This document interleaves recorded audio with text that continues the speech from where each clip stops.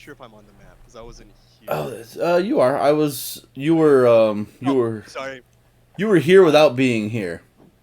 I way on the right. I was sitting here scrolling up and down like an idiot before I realized I could move left. Okay, sorry about that. Hello, everyone. Welcome back to some more Into the Yawning Portal. I know you guys already did a recap for each other, but can we do a recap for YouTube real quick, please? And Twitch. Oh, certainly. Castrick will volunteer this one time. Excuse me. Yes. Last week, at our last session, we were still in the big room with all the weird gas and stuff, and Artemis was getting thirsty, so he called out to Elminster that he wanted a beer. At which time a portal opened up, and Artemis stepped away to go get a beer. And then another nearly normal-sized person named Gussel appeared. But Gussel is a little odd. He's very green-skinned, very heavily muscled. He claims to be a wizard. For an almost proper-sized person, he does carry a big axe over one shoulder, and he wears a big pointy wizard hat like a big. So he speaks very loudly, so Castrick, I suspect he's using thaumaturgy all the time, which is an interesting use of thaumaturgy when you're trying to be sneaky and quiet. Anyway, so we Dacton did some magic and detected that there was a lot of rings and potions and other items and in the big casket. We pulled those out, and then I attempted to lift the mask off the mummy's face, and when I did, he kind of sat up and didn't like us very much. And Dacton called on his divine powers and turned the undead, and the creature turned and started to walk away, which was really great, and we were doing fantastic. And then Gussel decided to show off his muscle magic, and he grew in very large size, and then he hurled his torch at the creature while screaming firebolt. So he's got a very physical form of magic, which I don't really understand right now. Anyway, so then we had to fight the creature, and we did a lot of damage to it. And then later, Dacton told us that after he turns a creature with his divine power, it stays turned until we attack it. So we kind of messed that up. Anyway, the creature went away in a cloud of mist and vapor, which was weird because we don't know if it's going to come back. Maybe it will. Um, so we got all the gems and stuff out of the casket, and then we went to move on and decided that the creature did pull the axe out of the wall, so we finally got that. Yay! We went back through the room with the crawfish in it, and we noticed that there's like a yellow mist in the air that wasn't there before, and everybody started taking some poison damage except Gussel. So maybe either he's immune to it, or maybe he's the source, and that's what we're getting poisoned just because he's here with us. So a new challenge from Elminster, or maybe it's that devil person who's trying to swallow us. Anyway, so we went through the door and back around the crawfish, and then we found a proper sized passageway that was only 5 feet tall, so it's being proper sized. All the bigs had to stoop, and we came to a big room that had a big pool of water in it, and Hermie was able to talk to this female voice that we were hearing, and Gussel tried to use the universal language of flexing to no avail, but we uh, were able to talk to the. I'm sorry, Alton talked to the female voice because it's Elvish, and the female voice, after we offered some perfumes and some gems, because all women like perfumes and gems, allowed us to leave her room through a different door. And as we were exiting, um, the voice offered us an idol that had a small potion and some gloves of missile snaring. But as we were exiting the room and the door was closing behind us, um, Alton said he heard the creature laughing at us. So, not sure if that's good or bad, but that's where we are right now. So we're in this hallway, and there's a door beside us, I think, and then we are ready to go from there. So is that like a secret passage to our left, or is that where we came from? That is a secret passage right here. Okay, is that the door you're talking about, or are you talking about the door up north? Like which way? North, remember the map is rotated 90 degrees to the left, so north is the left side of the Yeah. screen. East is the top of the screen. Yep. So I'm gonna move you real quick, Alton. This is where you guys came from over here. This is the big room with the water in it. Okay. Where are we again? No, where are we? You guys are literally right on the other side. Okay. All right, I got it. Okay.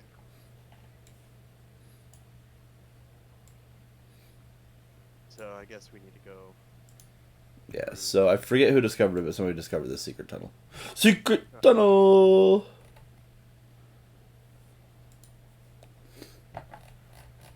Just to make sure that we cover all of our bases, I would like to travel all the way down the corridor just to see what's actually at the bottom here. On the western side? Yes. Okay. Whether it's a trap, whether it's not, I'm going for it.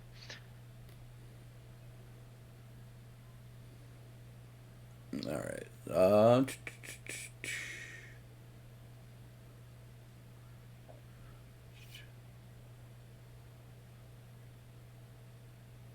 Yeah, so it appears to be It appears to continue to go down. Make a perception check for me. First roll of the night. Mm-hmm. Character sheet. Perception I do at advantage because of the Sentinel Shield. Yeah. So you can tell that there is an illusion spell placed on this wall to make it look like it continues to go on, but it doesn't make you. It doesn't trick you. You know that it ends right after the next 5 feet. Okay. In that case, realize. And I will say, with that high of a roll, you do see that there are pressure plates to either side of after you were to walk in. So 10 feet of pressure plates here, if you see my little cursor over here. Yes. And then 10 feet on the other side as well, past the little lips. Nothing here, Okay. but definitely something on the opposite sides. So trapped, turn around, rejoin group. And I will let them know about the illusion of the corridor. Okay. Looks like this way to the north is the only real way to go, because that's a dead end, actually. It certainly looks like trouble. I don't think diffusing the pressure plates is going to be worth it. Well, we can always loop back this way if we get stuck, but there's a perfectly marvelous secret passageway here. Yeah.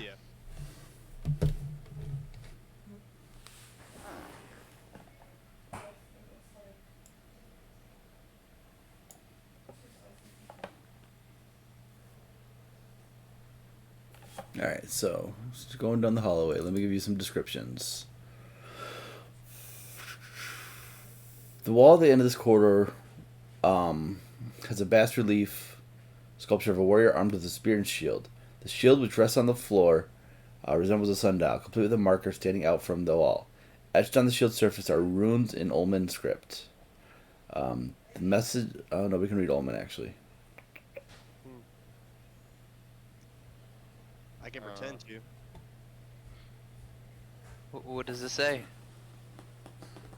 It says something about words with letters in them.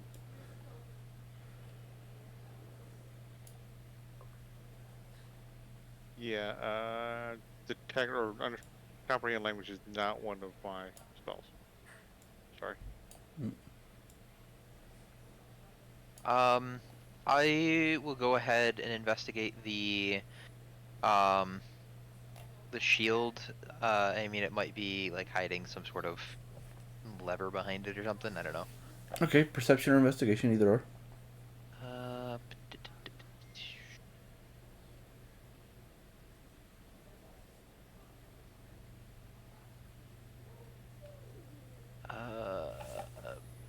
Both are the same. but perception is at advantage, so I'll go ahead and do that. All right. Looking at the shield, it has a seam. Chips around the seam suggest that the shield could be pivoted.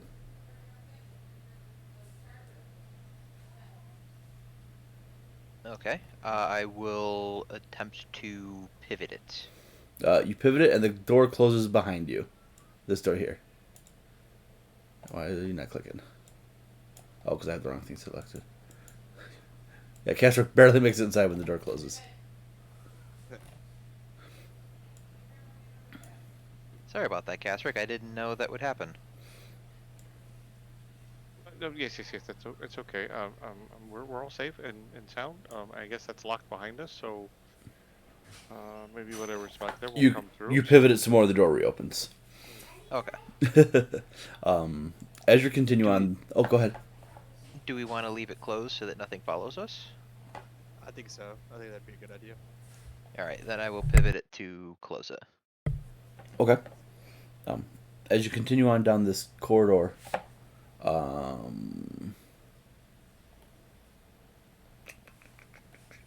on a second.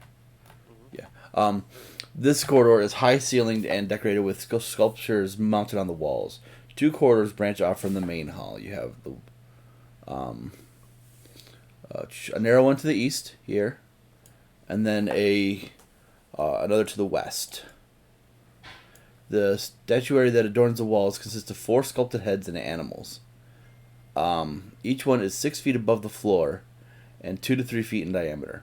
Opposite the passage that leads east is the stylized head of a coyote, which is this one here. And across the hallway going west is the head of a grinning bear.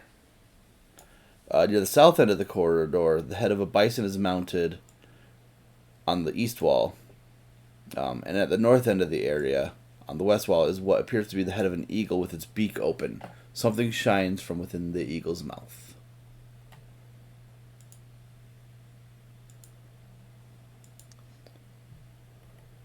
Ooh. Can I try to get a closer look at it? I mean, it looks almost like a ring or a coin. Like, can I just like kind of try to like peer harder, I guess? Yeah, looking into the eagle's mouth, looks like there's a bracelet of some sort, intricately golden crafted. Okay. Does it look like the size like of an average person, or does it look like something much bigger? Yeah, it looks like an average bracelet. Okay.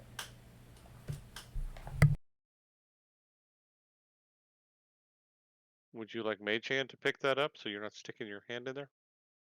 Uh, it's probably somewhat trapped, but if it was a giant sized bracelet, I might be a little bit more inclined to say that there might be some bigger things down the floating around somewhere. More bigs and bigger bigs. Oh, Well, bother and bubble. I think these bigs would make us look more like mediums. They're just big bigs and big bigs, but hopefully not any big bigs. There's bigs, there's big bigs, there's super bigs, and then There's super dragons. duper bigs. So okay. So which corridor do we think we want to go down, or what do we want to do with this bracelet? Um,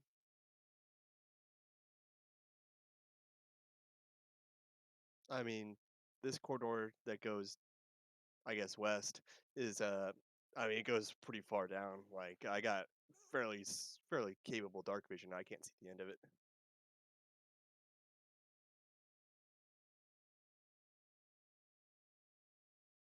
Well, it turns 5, 10, 20, 25. It looks Well, it like turns it twice. turns after about 30 feet. So, It turns twice. oh well, the little skinny corridor Oh, turns after about 30 feet. okay. I'm sorry. I thought we were looking at down at this one. Um, no. Yeah. Yeah, the one to the east just turns All south. yes. Well, all references are from the proper size person. Duly noted.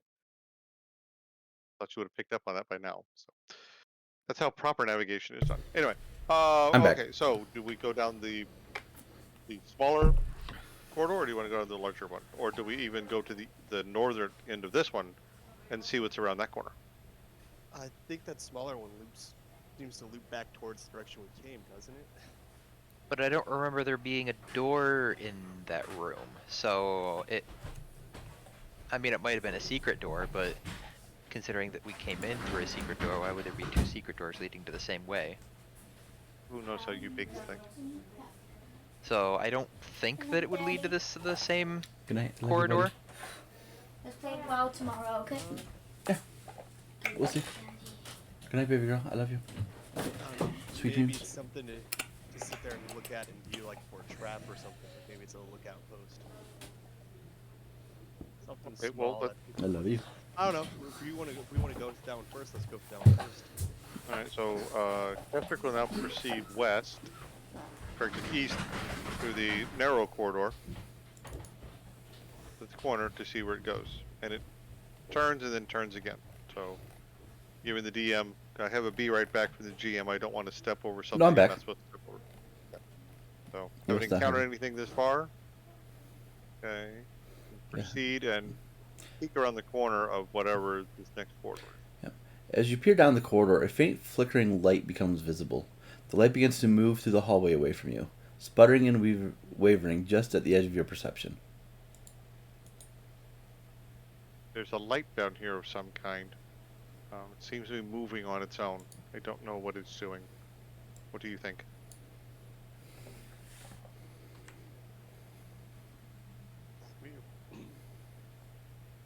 Definitely doesn't seem natural, right? No.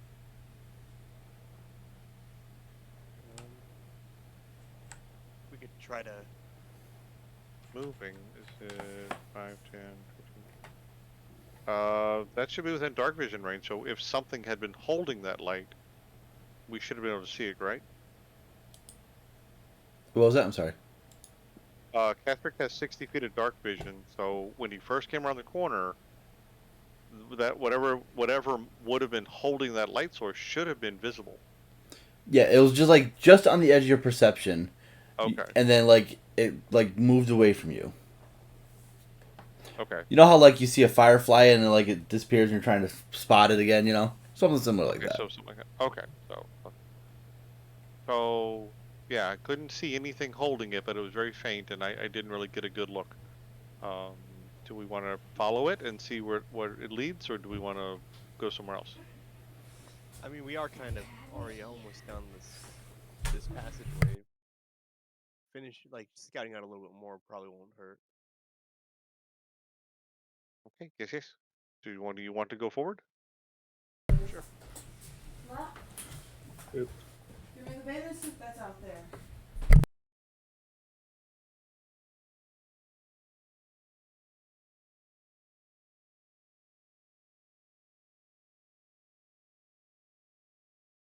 Should I keep?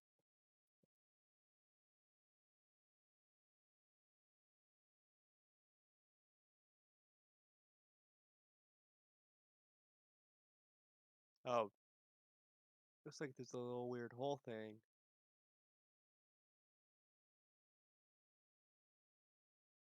Little weird. Oh, interesting. Another Yes. hallway.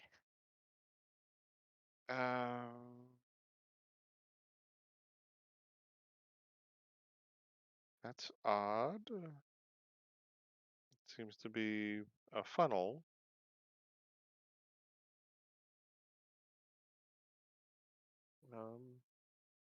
You think Not it's a sure how to do. funnel? Well, it doesn't let you go past. It's a wedge, so I don't know what's down below, but obviously there's something lower if there's a hole.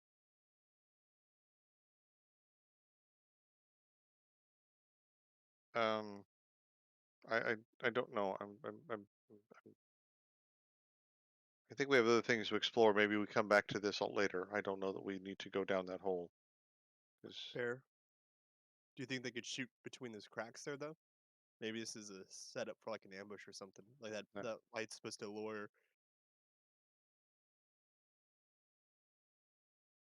But it's Oh. pointing to us, so it's dividing us.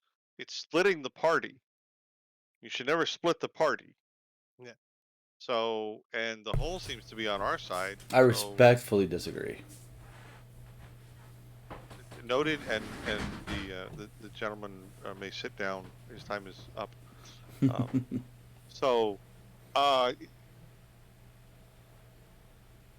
if Alcine was here, I would let her go investigate. But I don't know that we need to investigate. Yeah. I mean, I'm No. down to try another path. All right, so let me give you a description because I'll just let you guys kind of like talk it out. You come to a 10-foot wide pit that stretches across the corridor. Beyond it is a wedge-shaped stone block or pillar that blocks the passage. The light ahead of you that you had been following is nowhere to be seen, as though it somehow passed through the pillar. Yeah.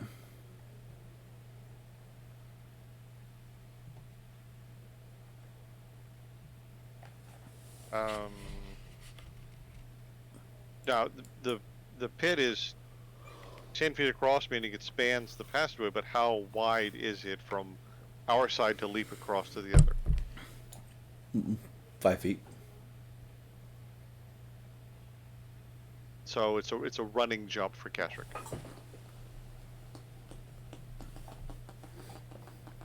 Okay, so no, I think maybe we come back. I mean, we could, if the light went through the pillar, the pointy pillar, then would the pillar be an illusion? Could we throw a rock through it then? But I mean, if we throw a rock and it clatters off, then that proves that it's solid. But if the rock goes down the hole, the pit, if there's anything in the bottom of the pit, then we just will alert it that we're here. I think that we should just try another path. I feel like this one isn't necessarily where we want to go. The hallway definitely continues behind it, so I think that there's another way to approach this, and Beck would be looking for a different way.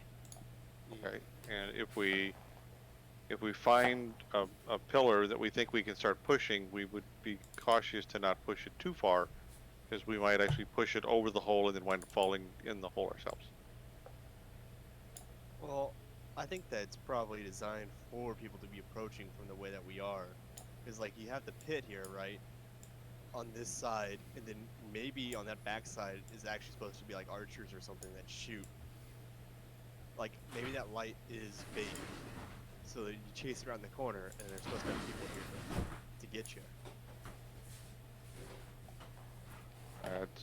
See, I would ask Artemis that if he was here, but he's not here.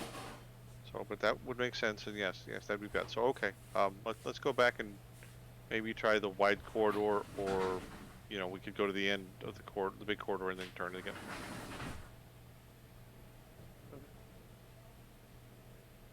All right.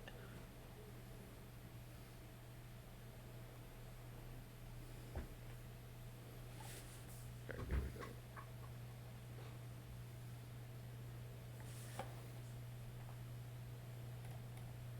Okay, so.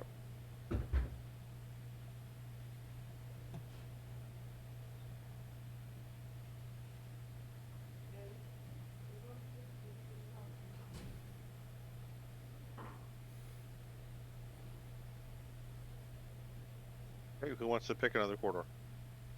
I mean, I'm kind of partial to the west one here, just because that northern one with all the statues seems like it might be a little bit more trouble. Yes, okay.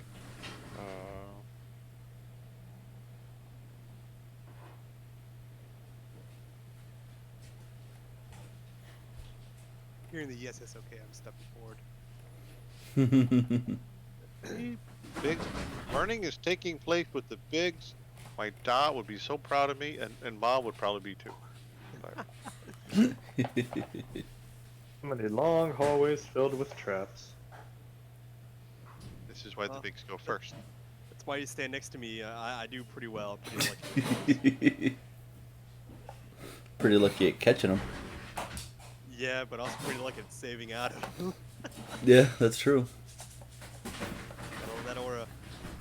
Well, I just recall that Professor Magneto in the school used to say, in chess, the pawns go first. A All- good leader leads from the front. Alton, at the end of the corridor is a small alcove holding a 3-foot tall stone pedestal, on which rests a small silver coffer. 15 feet in front of the alcove, there is a single small step up in the stone floor. That's this little indent right here. Inside the alcove, the floor is elevated an additional 2 feet. So that step is right here. If you're clicking, we're not seeing anything. Oh, why not? Why not? I don't know. Okay, so the first So that was step on up, the GM layer. Yep, first step up is there, and the second up Second step. is there. of course, leave it too big to build an improper size step.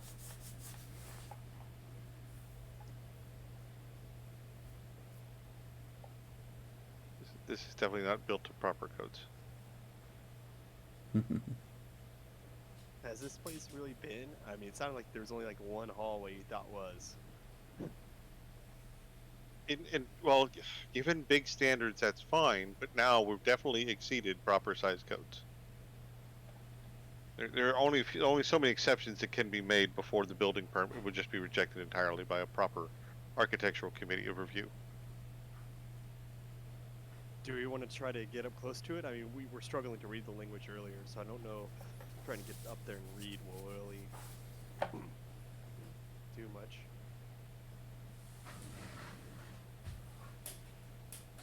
And how tall is the silver column?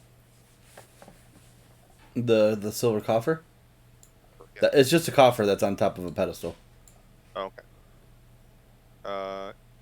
Okay. So it's a 3-foot stone pedestal that's on this floor that is 2 feet above this floor, which is just a step up from this floor.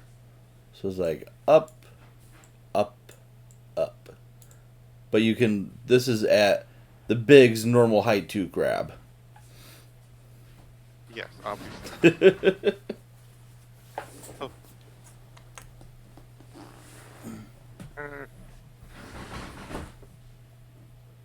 Okay. Curiosity has the better, so Kasric will advance to the first step, and you said this was only how far? 1 foot? Yeah, it's just a step up. Well, one small step for big, one giant leap for proper size kind. So I will attempt an athletics Wow. check to scramble up something half my height.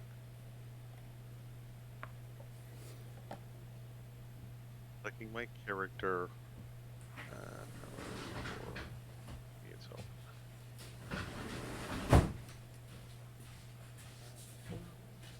See, strength check. Haha.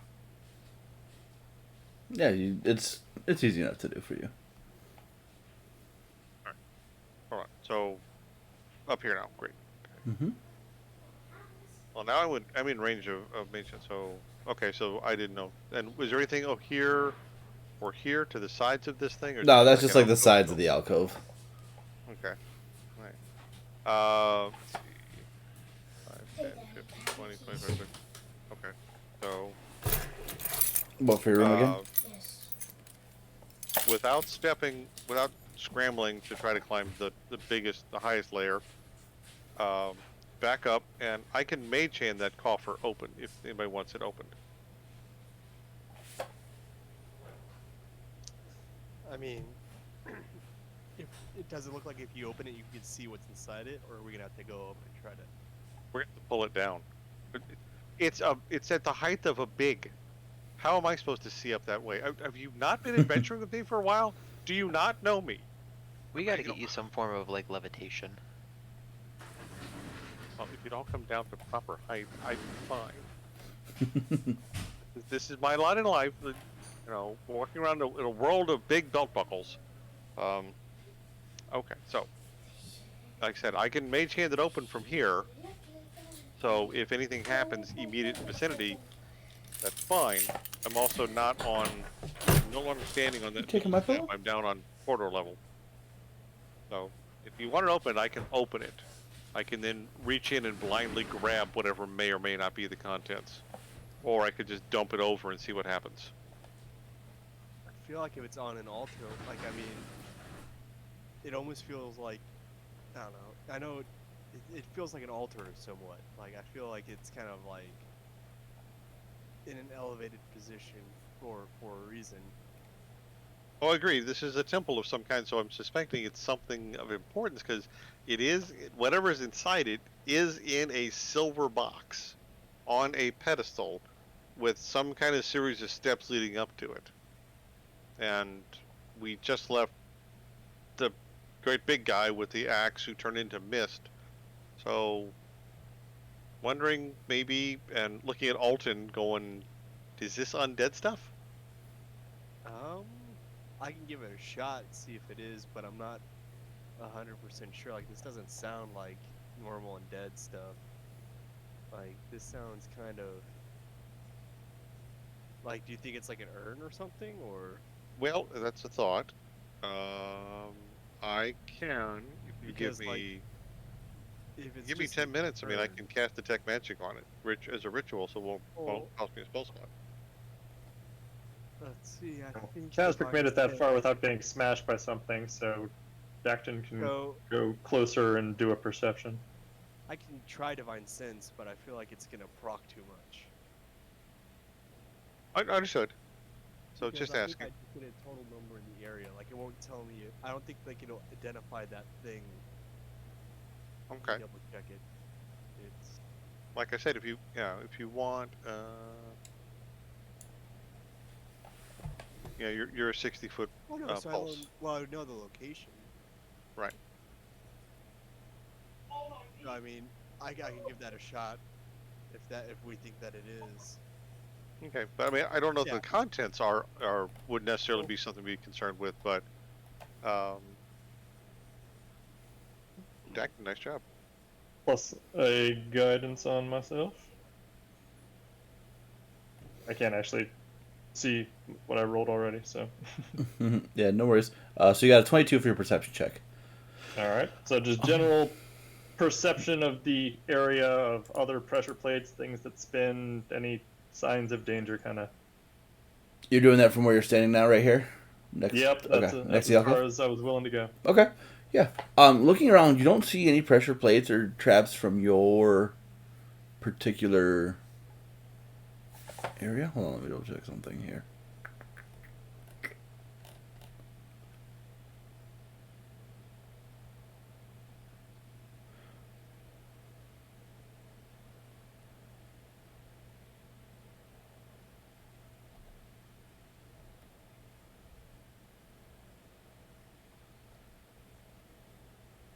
Oh, nope.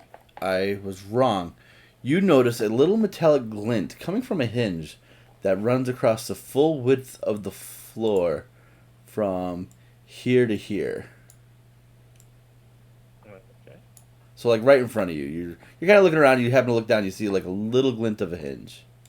And then he'll take one step back and go, alright, wait, hold up. So, Dacton will point that out to everyone and say, well, there's at least part of the trap.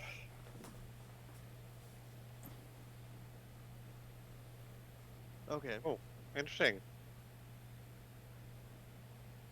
Okay, so like I said, if we want to wait 10 minutes and you'll let me do a ritual casting of detect magic, I can tell you whether or not the box itself or the contents or anything around here is magic. The other option, like I said, is then we can make a decision if we want to mage hand it open or not. But I can stand away from the hinge that Dacton just noticed. Is there a hinge here as well? Between Casric and Dacton, is there another hinge there? No. Okay, because he's pointed this out, so, Yeah. And I will say with Dacton, with that perception check, you can see that this silver coffer is unlocked, but it is latched. Okay. So, they're making it look oh so simple. Yeah, so, Casric, if you're willing to do a ritual, we don't seem to be in any big hurry, so 10-minute relaxation and get some more information sounds fine. Okay. So Casric will sit down with his book and ritual cast. Where's it? Magic. I will keep an eye out down this corridor just to see if anything decides it wants to come around the corner. And All right, I'll look perception the other way. check. Perception check from both of you, please. As the time begins to pass by, and Alton, you don't see anything coming your way. Hermie, you don't see anything coming your way. After 10 minutes, nothing appears to be magical with that chest. Link detect magic for me real quick. Sure. One sec. Saving that.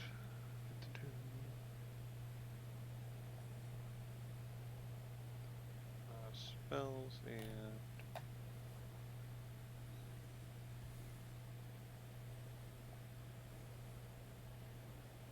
no. Let's see. Oh, say it. There you go. 1 foot of stone, 1 inch of common metal, a thin sheet of lead, or 3 foot of wood or dirt. Alright,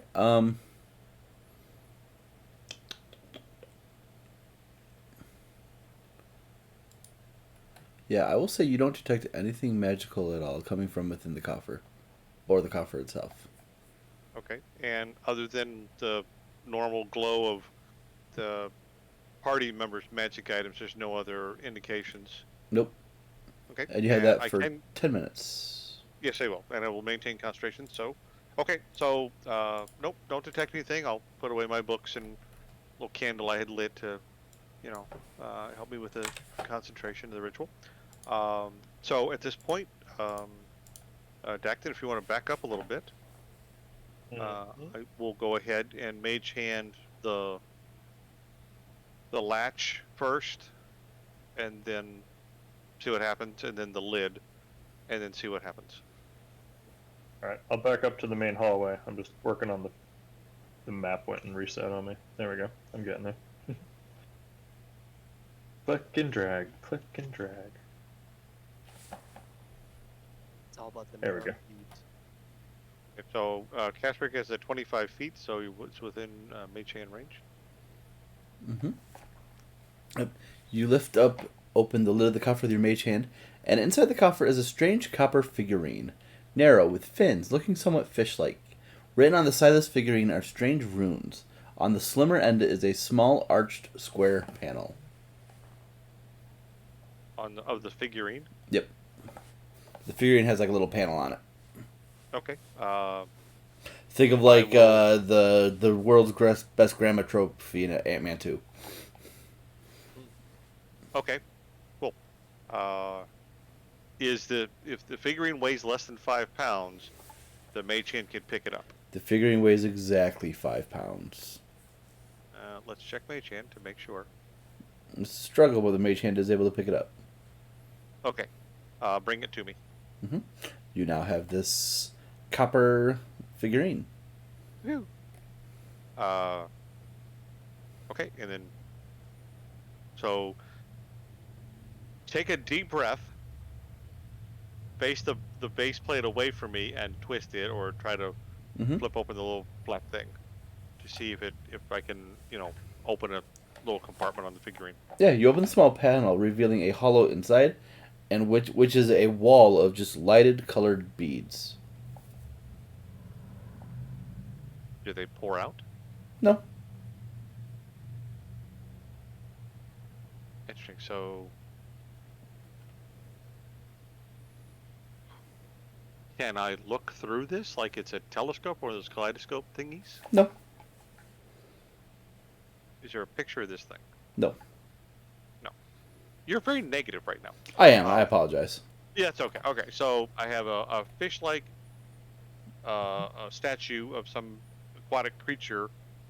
If I take the base off it, it's a bunch of colored beads inside. Yep. Is there room for anything inside? Not really, Or no. Okay, so it's not like it goes over something, or you put a light source into it or something like that. Correct. Detect magic isn't doing anything different now that you've Nope. confronted with colored beads, huh? Nope. Alright. Uh, I think we might just have to carry this with us and see if it is seems there useful. is there any Olmec writing on this thing? There is a script similar to Elvish on it. Okay. Was it Alton? who can do Elvish? Yep, I can. Wonderful. So see if you can do Pig Latin with this thing. Yeah. Sure. Make an intelligence check for me, Alton. Oh, jeez. Okay. Are you sure you don't mean to save? Somebody have guidance for him? I've got Elvish and guidance, so Oh, you might be okay. better than. Hey, wait. Can you guys work together for advantage? Well, definitely have that guidance. And if we're allowed advantage, Yeah, I'll already allow you started, guys so advantage. then roll again and take your d4. Yeah, he hasn't rolled yet. Mm-hmm. Well, there's advantage. Like I said, Okay. I feel like you might have been the. We're committed now. Yeah. Get in there. An 11. Okay. It's not exactly Elvish, but it's similar. And with Daxton's help, I will say you are able to spell out the name.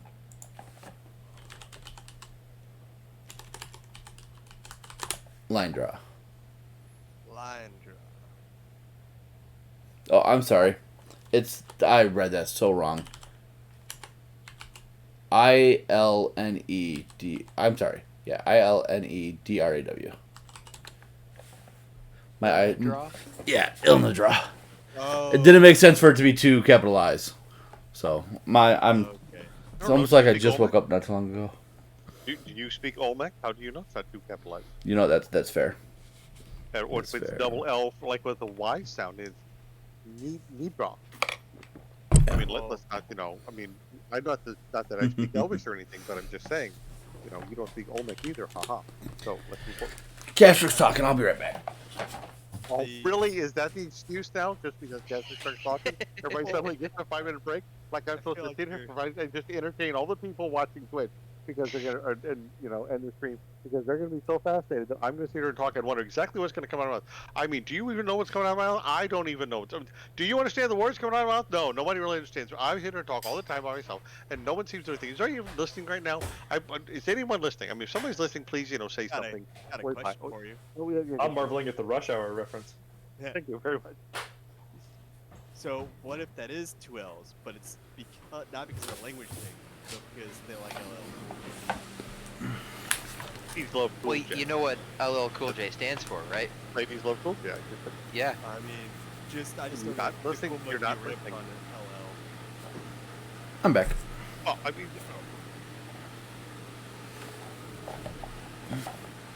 you listen to all that. You're on one of the YouTube channels and are watching this stream later. Please leave a comment on what you think about Catherick's monologues. Oh, I love them, but I know I can AFK for a quick second while Castrick is talking, The problem is when you declare it. and I won't miss much. If you don't declare it, you can get away. Oh, war has been You up missed the declared, best part sir. of every episode. Like, just Catherine's monologues are the best. No, I agree 100%. War has been declared. I am teaming up with Archie so we can become a two-character character. Where I will be half the mind and Archie and Christian will be the other half. And we will tag team in. We're gonna be starting a new Monday game because Wars has just gotten a little crazy lately. So we're going new campaign, and I kind of want you in on that with like a little character like this and Archie. It'd be hilarious. I'm not going to say no, but I don't know if I can. Okay, time out for the real game. I do not know if I could ever do another character. He is kind of unique for me. I've never done this guy before. He's fun as hell, and I do appreciate it. So sorry if I just had a PG-13 on your YouTube. No, you're fine. My I'm Twitch is thoroughly- 18 or older. Okay. Same with YouTube. I'm thoroughly enjoying him. I've never done something like it before, and I don't know that I could reproduce him without just redoing him again. I don't know. But anyway. I feel like half the things would be you do this like like crazy monologue, and then Archie goes, "Yeah, exactly," completely ignorant of whatever. You just, I could see that. Evil Catherick boss that just goes on a monologue for 3 hours as the entire party's just sitting there watching him. Archie just goes and grabs a beer. Just wait till you guys come across the annoying magic items. Oh, jeez. The minor not. inconvenient magic items. Oh, you are starting that, aren't you? Oh, I can't wait. Oh, it's gonna be hilarious. Anyway, getting Yes, to the game. back to this game. Can I see the figurine? Yes. I'll show them how the hinge works, and I'll point out the little details, and then explain them. But it can't, even like I said, just even tapping the beads to make them fall out or nothing. Do they look valuable? Are you tapping the beads? Oh, well, yes, gotta test them, so I'll tap my hand to see if I can get the beads to fall out my hand. Yeah, as you touch the beads, the panel closes. A few seconds later, the figurine just pops out of your hands and into the air. And just starts flying around and zips off.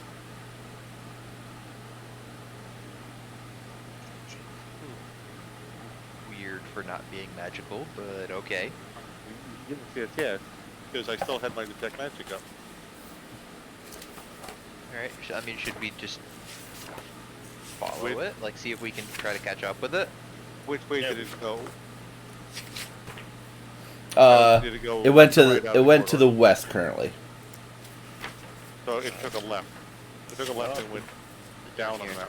Okay. That's the direction we were going anyway, so acting against all reasonable judgment is going to run to the end of the hallway. You see it like floating next to that door, and then it turns around and just zips towards you, and then back east up down the corridor. This is a Okay. quick moving thing. Wait. Is it like it's trying to flee from us, or is it like it's trying to lead us somewhere? Make an intelligence check.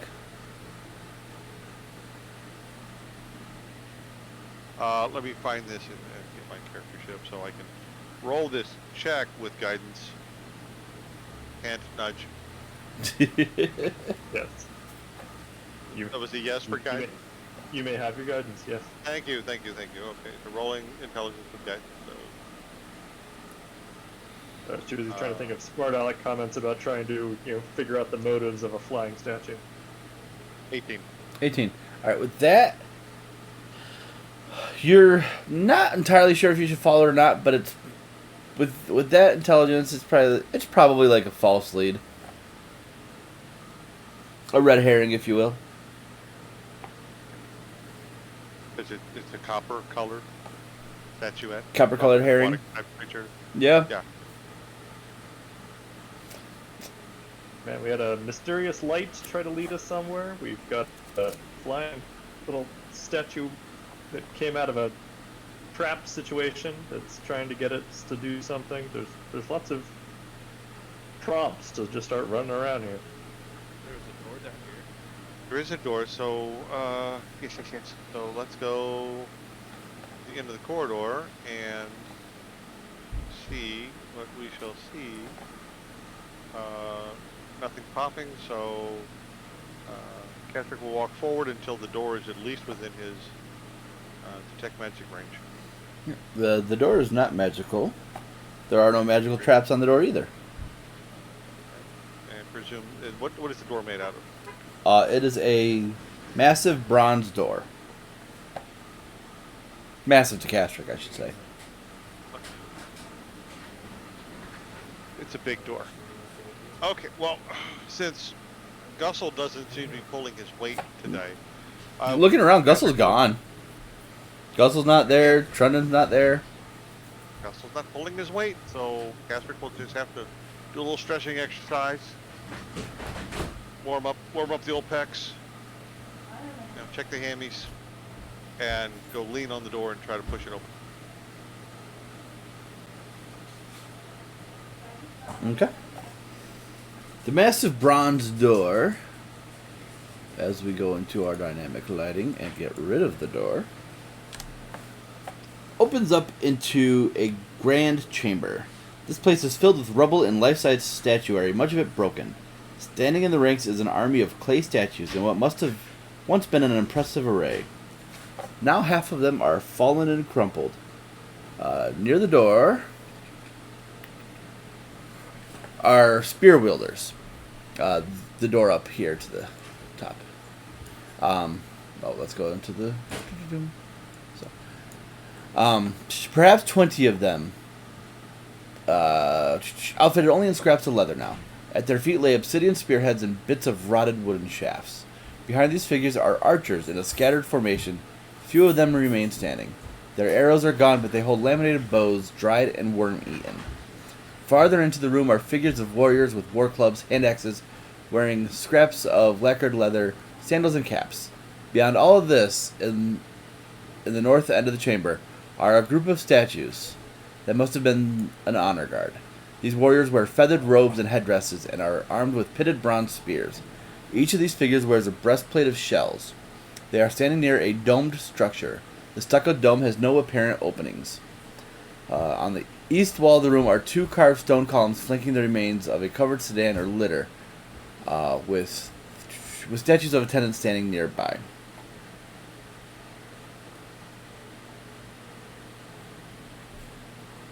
Okay. It's very burial chamber-ish. Yes, very burial chamber-ish.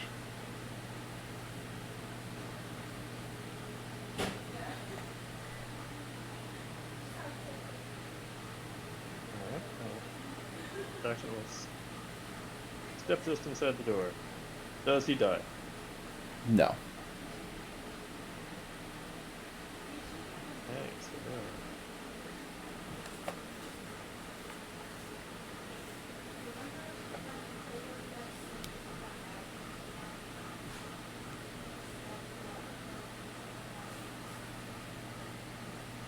Alright, so there's a door at the top of the map, which would be the east.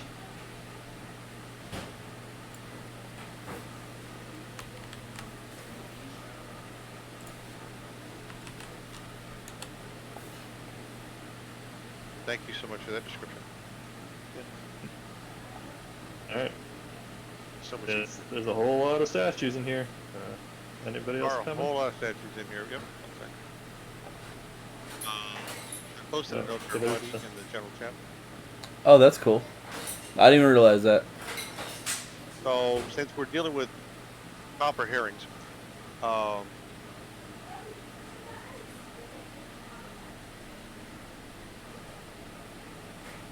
I just thought that was interesting that I could anagram that to Warden 2, and I thought, well, what if there's a Warden 1, or even a Warden 3, or in this case, Warden 20? More than 20. Yes, so just a thought, but it may not have been totally unintentional when they created the name, but it does flip over.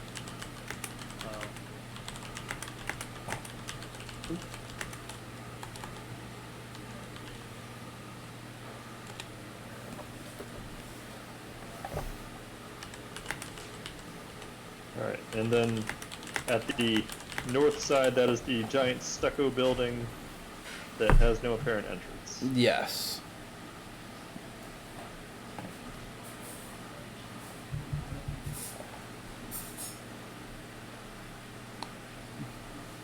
More a dome than anything, but yes.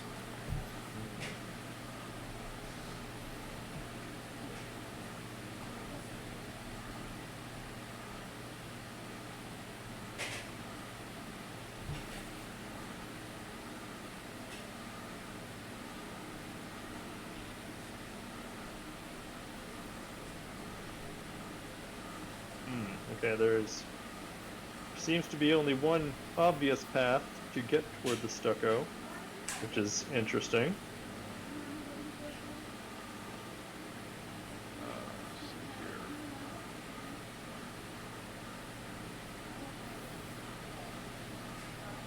Yes, there is only one. Well, it looks like something You're came right in there. here and smashed its way through all this stuff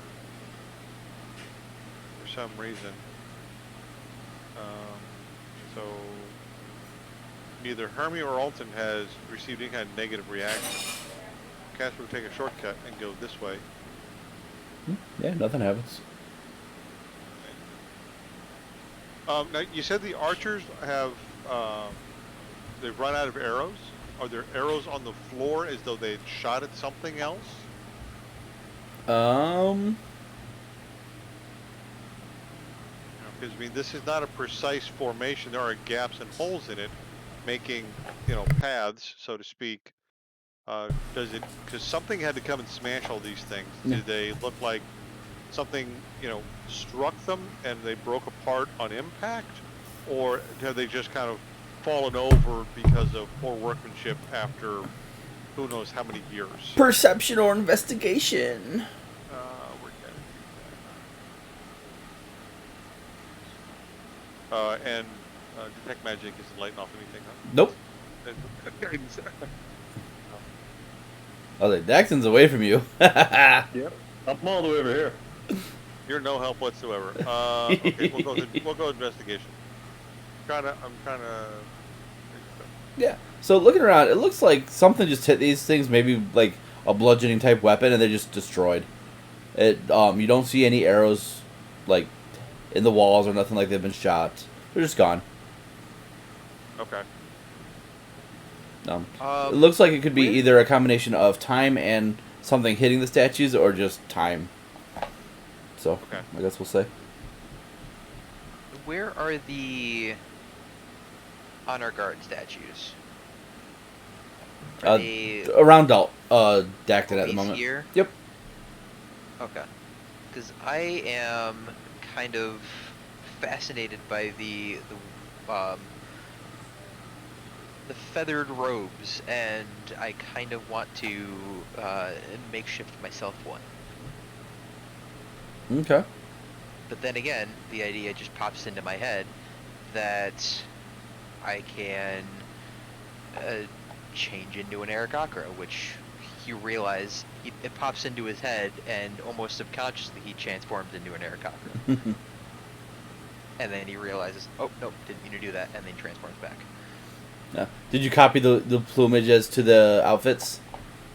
Yes. Okay. I will kind of remember that, and maybe when we go back to the Yawning Portal, I'll make myself a feathered robe. Okay.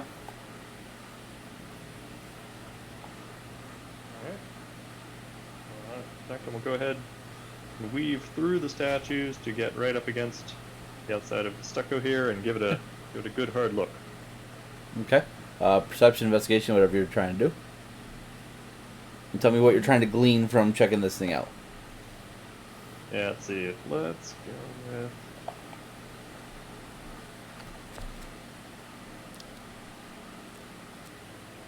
I will stick with perception with my giving myself guidance of the, obviously there's something burial about this, but what else we can tell about the nature of this this thing, anything we can tell about what the whole purpose of this room is, aside from, hey, someone important buried here and a whole lot of honor statues. Right. And well, I can't tap over to the other page, but then someone imagine a D4 on that. There it is. Yeah. No, you're fine. You got a 20, so.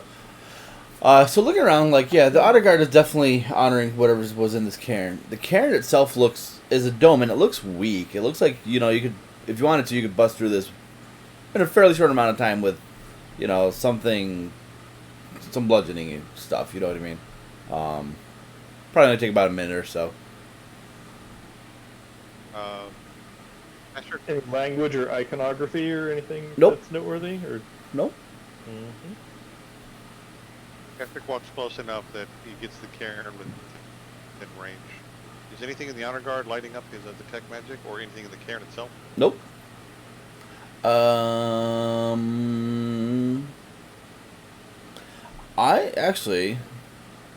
will walk around if I need. I will say to. technically you do detect a source of magic from within the cairn. Okay. What type? What school? Because it does give me the school. I don't effing know. I will say maybe abjuration? With protection magic, Yes, abjuration. because that's what I do. Okay, I will inform the party there is abjuration magic.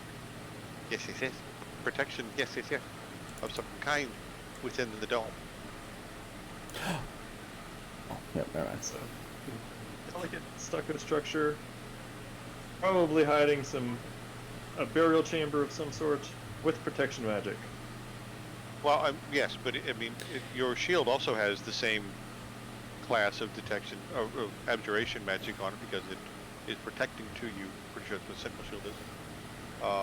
You know, and we do have the ring. We have a ring of protection. So that, you know, normally we selling. So it could be something of that nature. It could be a scroll of, you know, a spell in the school. Right. So that's, you know, of consideration. But just be aware of that. So if you decide you intend to break into this thing, is there any iconography? Question to you. Of that bat-like creature that we've been sent to look for that might Nope. indicate And that Daxton maybe would have seen it black? as well. Okay, so he did not notice that? Nope. Would also point that out for discussion that we are looking for the plaque of the bat creature. Doesn't seem to be anything here that looks like that. So, Yep. And Duncan says, "All right, looks like we're straight up grave robbing. Anybody want to get away from me before I poke this thing?" I'll be over in this corner. Alright.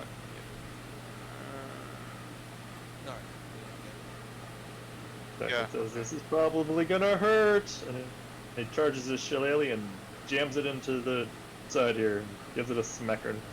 Yeah. Start smacking on this cairn, and after about a minute, if you can finally break into it. Inside, you see 6 sets of bones. 6, the bones are probably worthless. 6 jade bead pectorals. And in a dusty corner is a pendant made of silver and turquoise, which is what's giving off the magical aura.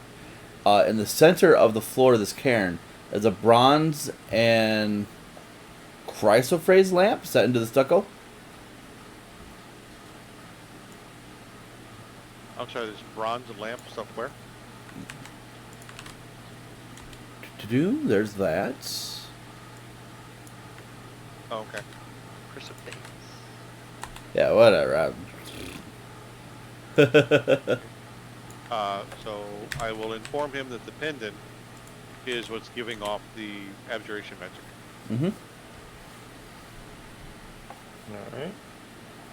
Well, I'd rather not go walking around in there just yet. So, Kasric, you think you can pick up at least the pendant? Yes, so Mage Hand will allow me to reach to the far end, so I can... Is the pendant attached to anybody, or is it just like tossed in a corner? No, it's kind of just tossed in the corner. And I will retrieve the pendant. And I will say now that there is a way in, there is... No, never mind. Yes. No, I was just trying to think of something, but no, it's not accurate. But yeah, so you grab the amulet, you have the pendant, or amulet, whatever you want to call it. You said it's a lamp. Is it like an oil lamp, or? I would say yes. Looks to be worth about 15 gold or so. And it's not giving off any magic? Nope. Okay. Well, then also that little aquatic statue didn't seem to get off any magic either. Okay. If you want the, oh, is the lamp lit? No. Okay, just checking. Acton is figuring out, if he can light it remotely, or if we need to climb in there. But lighting the lamp sounds intriguing. Well, I can do prestidigitation and light the lamp. I mean, I have the bullet lamp, so do we really need another lamp? Well, it's more that if this particular lamp being lit does something, or if it just makes the dark room brighter. True. All right. Yeah. Kasric, you wanna see if you can put a flame on that lamp? Okay, so prestidigitation. Yeah. He snaps his finger and lights the lamp. Or Yeah. attempts to light the lamp. Yeah, you light the lamp and nothing changes. You do not have a lit lamp though. Okay. All right. Something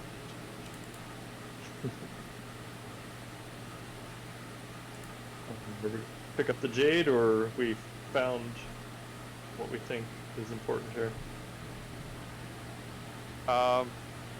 I think we've disturbed them enough. I would Mhm. say maybe we need to not disturb them any more than we absolutely must. Yeah, we taking the lamp with us, or are we leaving it here? I'm all for leaving the lamp. I was just curious if it was a specific lamp. If it just seems to be a general lamp, then we have lamps. So, Me- so the lamp is bronze, and it's, for according to Hermie, it's a gemstone of some sort, is what the Chrysophase phrase is. Okay, So that's what makes it worth decorate- 15 gold.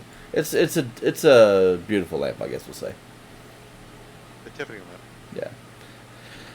It's not your normal run of the mill oil lamp. Okay. Castor will make a blow out the candle gesture while doing prestidigitation again and snuff the flame on the lamp. Flame goes out, nothing changes. Okay.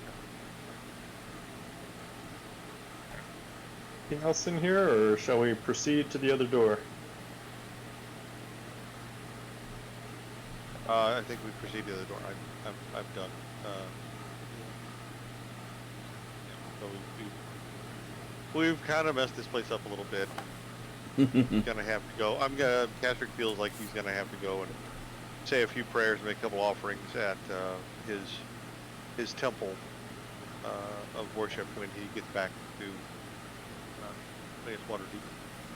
I mean, we didn't mess it up as much as whoever broke all these statues did. That's not a very high one. So. Yeah, we're not clearing a big hurdle. This is a Castrick sized hurdle you can clear. That's not very hard to do for a big.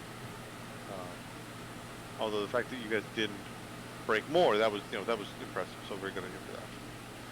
Okay. We'll say about this time, Castrick, your detect magic is going to fade. Okay. Is that my big blue circle? Yeah. Change it back to, I think I had it, what, black for the extra dim light? I don't know. Yes. Something like that. This bronze door in front of you is barricaded with a pitted copper bar, but you can easily take the bar out and open the door.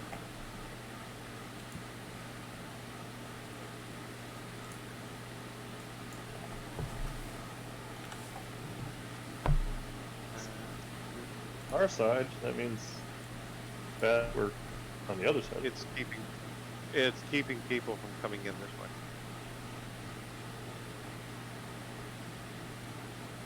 I mean, well, it's a tomb,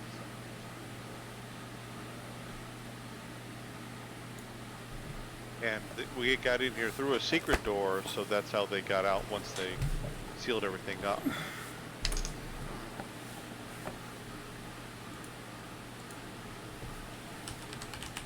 Let's go first. No, you guys got in through a secret tunnel. We did.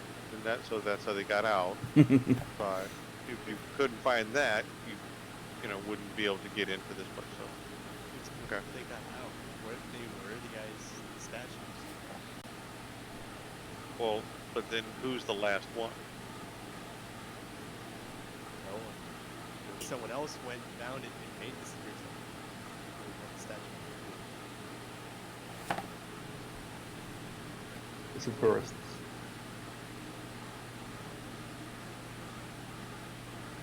Okay. Okay. So we have a long corridor going north. Looks like a ton Big, like a bigs to the pole. front. Pawns to the front. Pawns go first. There's a pole or a column in the way. Yep. A large block of stone obstructs the corridor ahead. It doesn't seem to have been part of the original construction, for its composition is more sandy than the stones that make up the walls of these ruins. Furthermore, a gap of several inches is visible along the sides of the block and between the stone and the ceiling.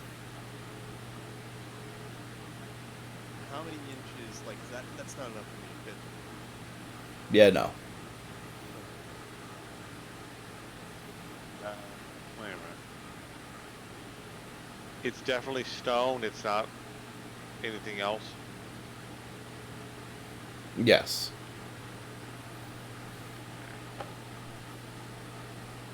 Can we push it? You see the portal open up in front of you, and Gussel comes out.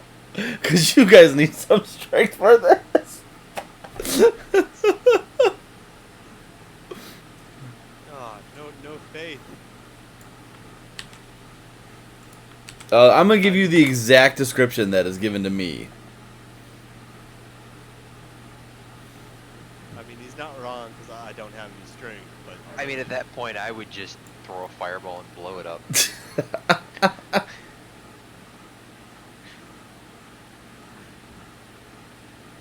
Sorry, unless I say something obviously when I ping random spells, it's because I touched something wrong. Yeah, no, I figured as much. Gussel comes through, you inflict wounds. Take that, giant block. We'll say for the purpose of this, Gussel will help. Do you guys want to go? So let me just get rid of it real quick. Dynamic lighting. So what it allows you to do is you can push it up the rollers and go east, or you can slide it on the floor east and block that passage. So if you push it on the rollers, it'll eventually roll back down because if nobody's holding it. Can we spike it in place? Can we? Yeah, put you could wedges use underneath it? something to spike it. Something. We'll say for the purpose of this, Gussel will hold it while you guys search, if you want. Me? He enjoys showing off his muscles, so Yes. So Gussel will cast the spell Hodor and move the block out of the way for us and hold it there while we search. Yes. We know he's being successful because he's maintaining the spell by yelling he's Hodor. maintaining the Hodor. concentration on the spell. Yes. Yelling Hodor. Okay, so I vote we go check Bestway. Okay. Long corridor. that's right.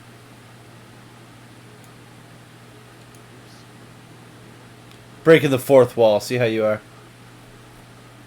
Yeah, I don't know if I I like feel that. like the new dynamic lighting makes it harder to block it. You know what I mean? Yeah, I thought I had it so you can't go through walls, but I guess I didn't. The new one's weird because I think you have to have. I think there's more than that you have to have. I think there's like 2 different boxes. The one you know.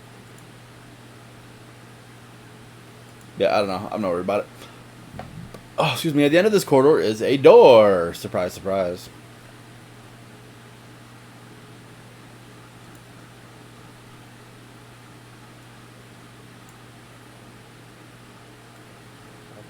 Perception and guidance to examine the door or listen at the door.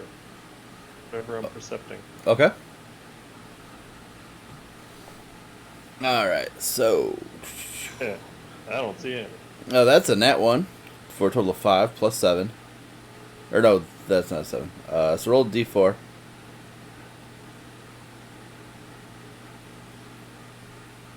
Can we slide a hand check? I think the sleight of hand was an accidental click. Yeah. Yeah, but he still rolled a d20. Come on, it's still a d20 roll. You know, that's fair. You're- I'm mashing buttons so hard here. I am not going to start. Oh, I'll say that's fair. It's not going to change what he sees. He doesn't detect any traps, and there's nothing on the other side of the door that he can hear. I accept it. I still like the visual of him going to listen at the door and then falls through the door. yep. Lean so too hard. Okay, open the door.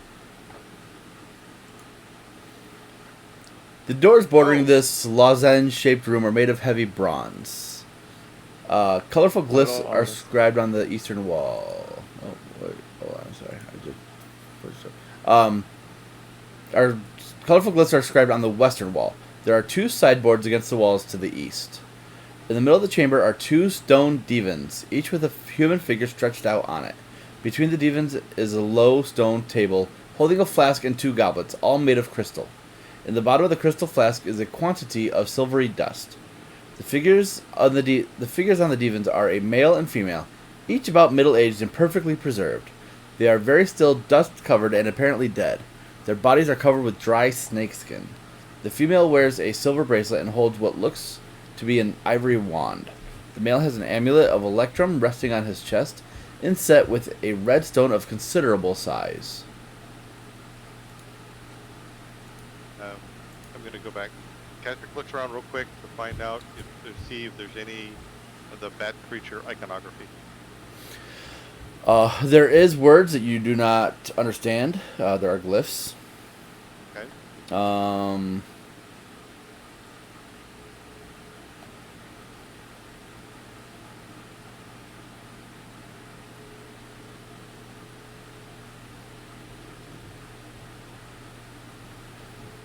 That's it that you see. All right. Now I see the picture here, so I'm going to ask you. It says they're covered in snake skins. Yes. So, are they normal humans wearing like snakeskin garments, or are we talking metagaming? It's just like a Yuan-Ti. No, they're not Yuan-Ti. Okay, so, So- this is not a snakeskin person naturally. It's Nope. like sheep. Hold on. Let me see here. No, okay.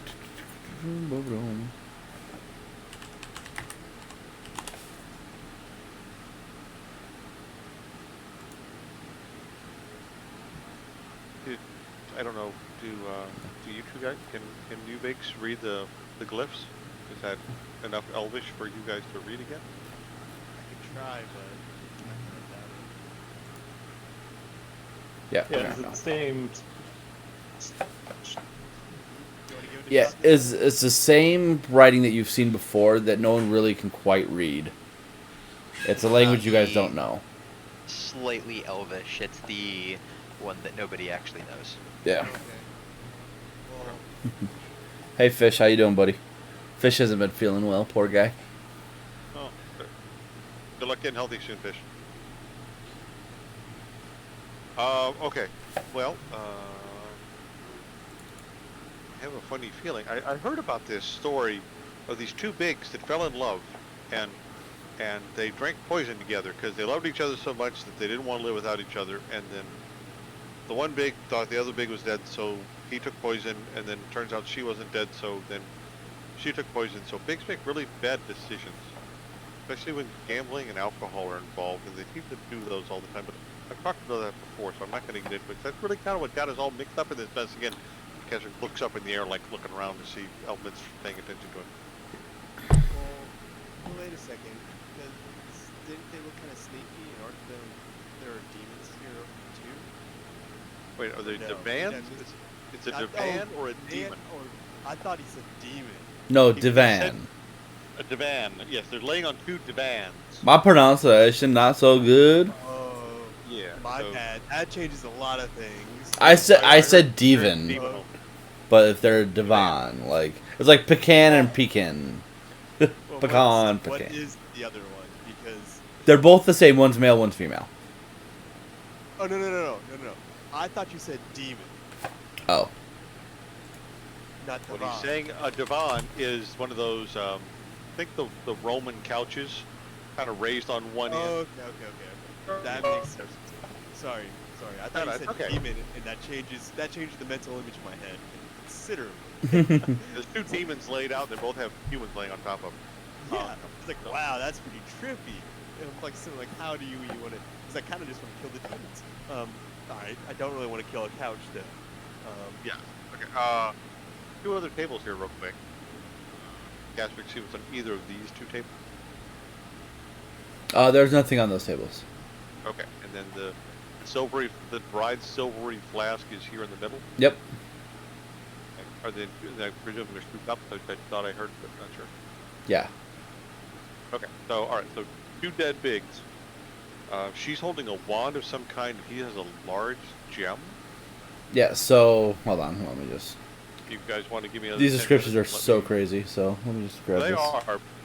But There's a lot one to other them note, in little rooms.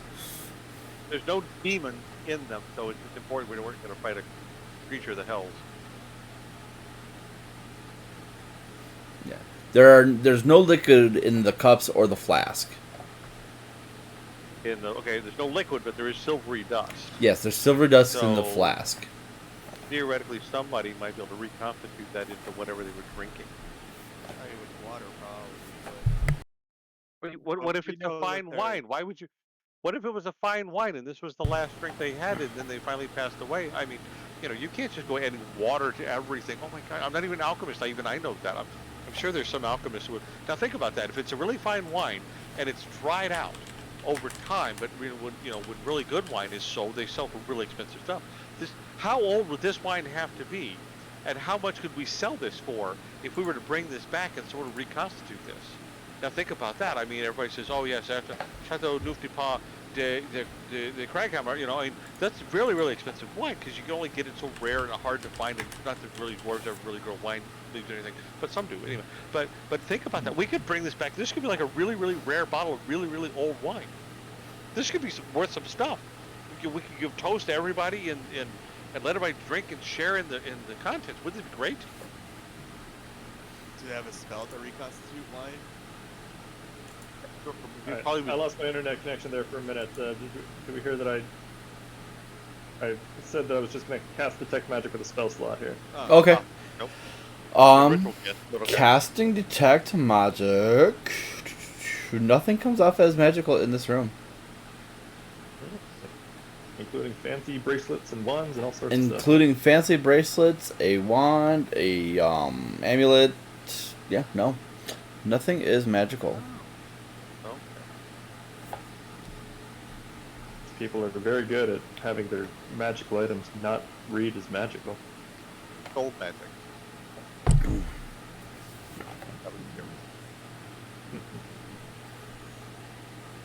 Alright. Oh no. To be fair, a red herring is never magical. Mm-hmm. Yeah. Oh.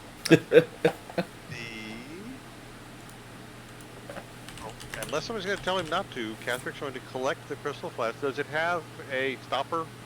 Can he stopper this thing so Yeah, we'll say there's a stopper. louder?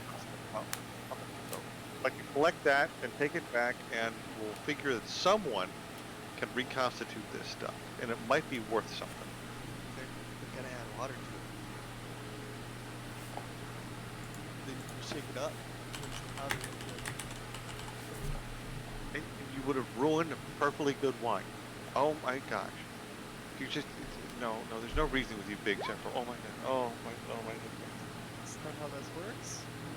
Oh, Castrick's gonna go and sit down on the proper size stone table between the two divans, because it's the only proper size piece of furniture in the entire room. It's a low table. It's a proper size table. I will sit down and rest my weary head on the keep trying to pour water into wine. Do people see wine? Careful you don't lick any poison residue over there. Here was stopper curtain. No, they're very still, dust covered, and apparently dead.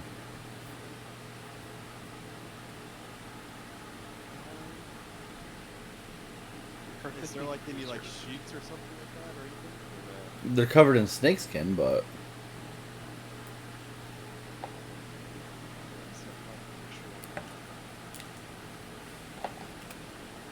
Could be under the Area 23. paperwork section. Yeah.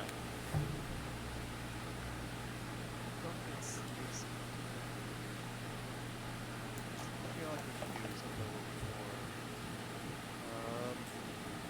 I don't really have money. Okay. I need to get more stuff. Think you're gonna take the two snakeskin? No. I'll put it over their, like raise it up and like put it over their basements.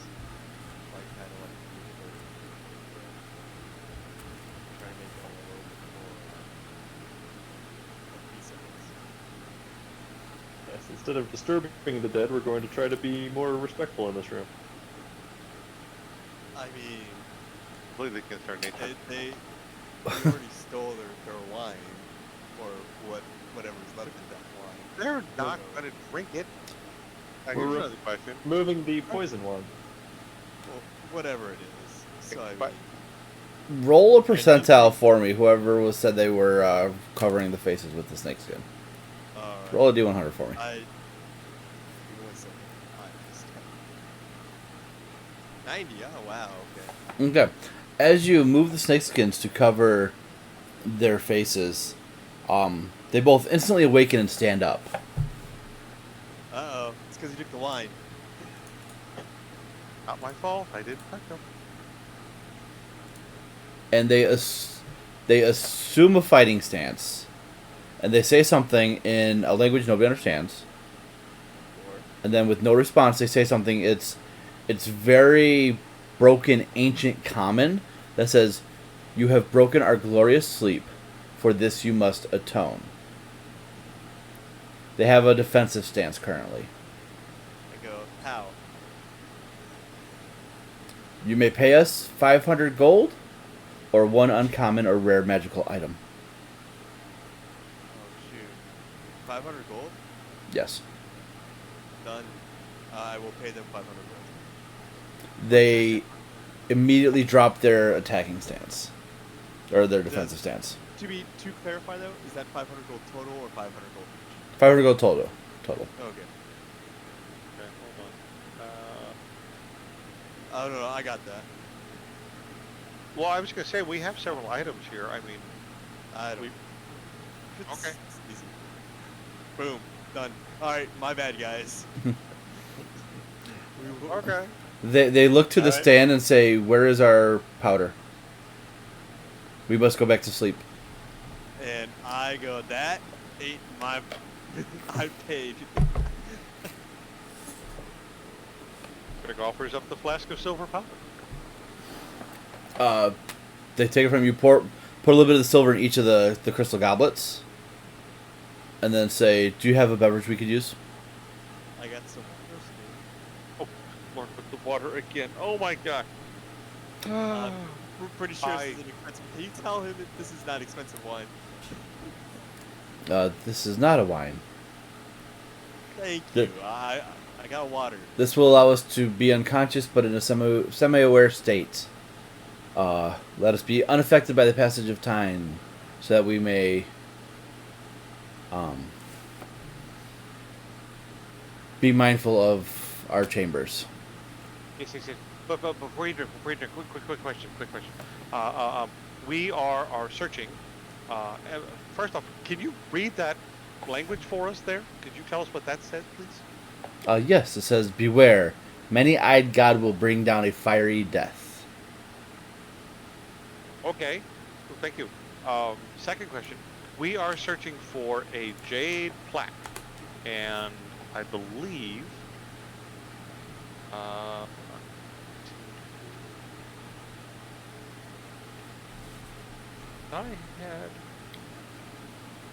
Thought I could do a minor illusion. I can cast a minor illusion at will.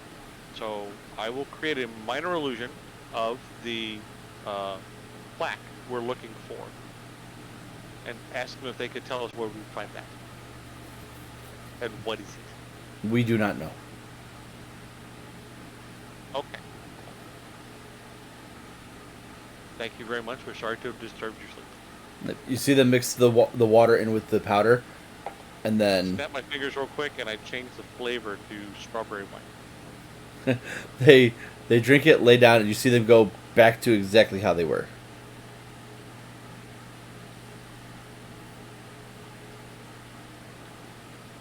All right.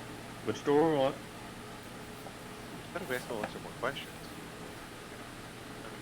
they could have talked to us a little while. You think they'd be, a little starved for attention? Well, but they don't notice the passage of time, so to them maybe it's just an instant from the time they close their eyes to when they open again, and they just don't notice. But they're not dead. But this powder lets you do that. So Kesrick will pocket the flask of silver dust again. Okay. Because that didn't cause him to wake up the first time. It looks to Alton when he does that.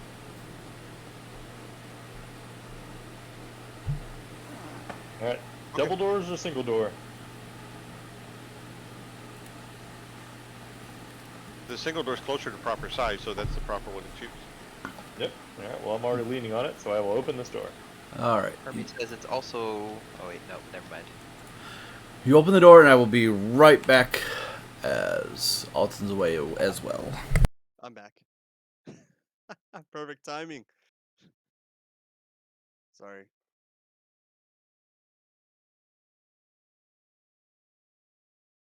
Okay, catching up on notes. So talk among yourselves, Biggs. Well, I'm happy I don't spend money normally, because that made this very simple. Well, I'm Um, happy to chip in for that because I kind of feel like it was responsible a Mhm. little bit. Nah, that was my choice to try to touch them directly, and it lost you your little silvery powder, which was not wine. So I'm fair with it because I didn't have many plans for that coin anyways.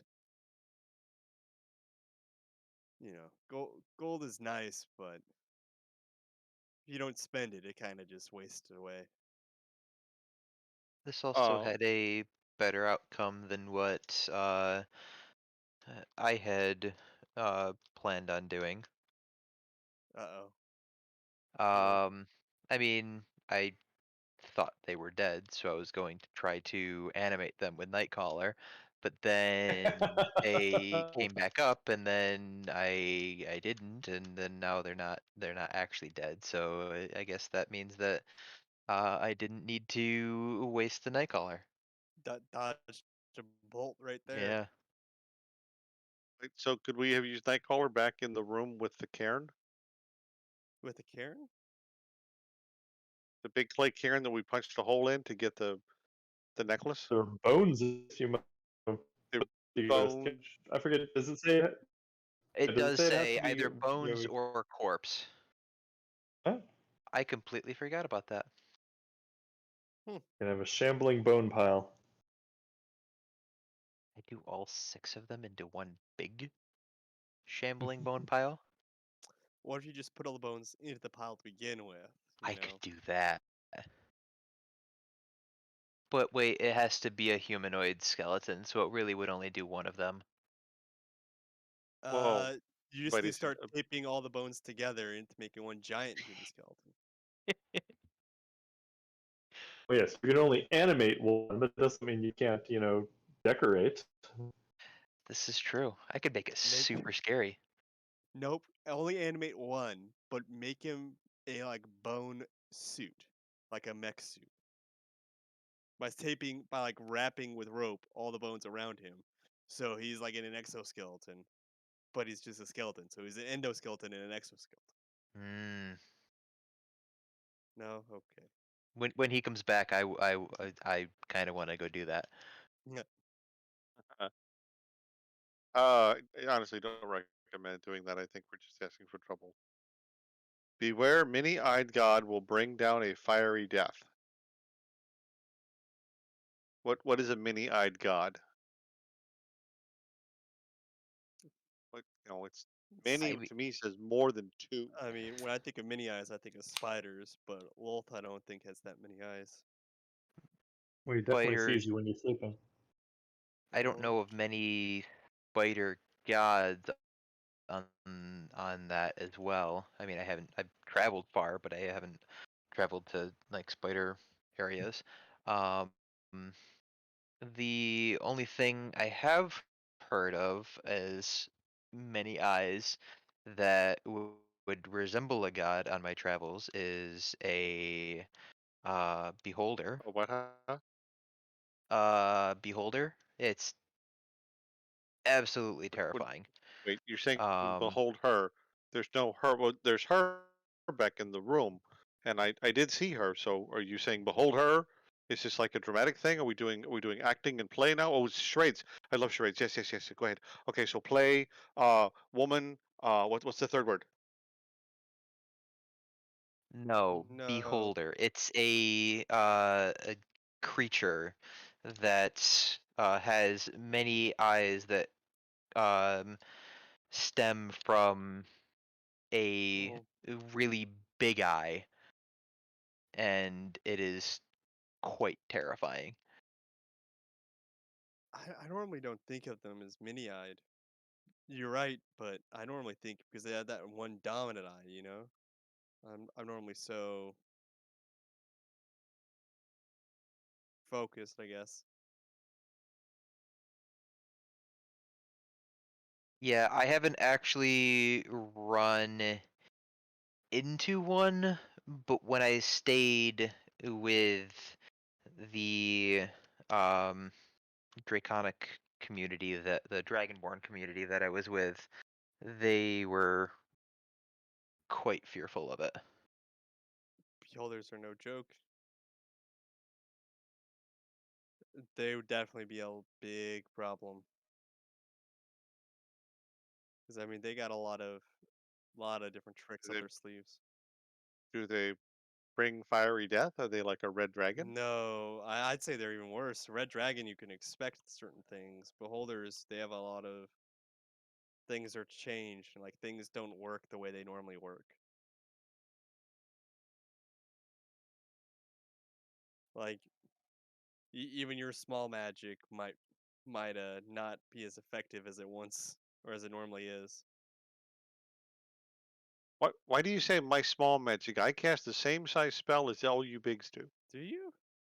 My fireball is no less of a fireball than any big It hits out as there. hard, but like, is it really as big? You're lucky I don't know fireball right now. I don't have it memorized.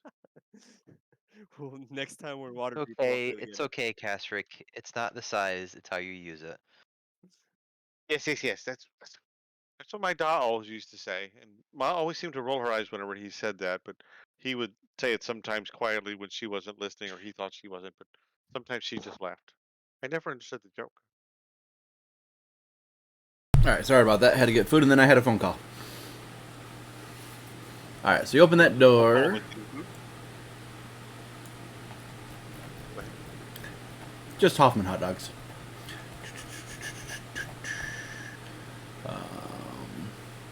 Along both sides of this corridor, deep in shadows, human figures appear to be floating above the floor. As you approach, you see that the figures seemingly suspended in the air are actually withered corpses standing upright on a ledge 2 feet above the floor.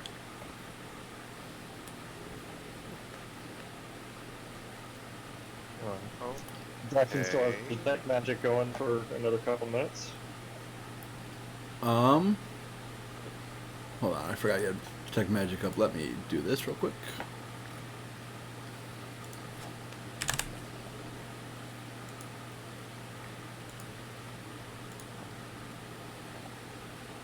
Nothing magical. Alright. Jackson is going to move between the first set of corpses. Is the floor actually there? Yeah, the floor's there. Like we could put a weight on it. Like I'm tentative. I'm worried because those things are levitating. I'm worried. No, they're actually on ledges. It just looked like they were Oh. levitating. Okay, my bad. Yeah. Nothing seems to happen so far. And is that back to, yep, that's back to that hallway. Yeah, you're not quite close enough yet.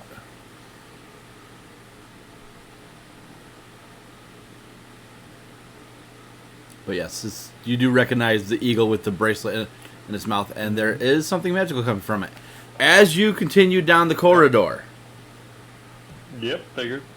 As you continue down the corridor. Hold on, everybody stop. Ah! Oh, there we go. These zombies animate and attack. I need everyone to roll initiative. Okay, clicking my character. Just in time to meet combat. Alton's not surprised. Hermie is very surprised.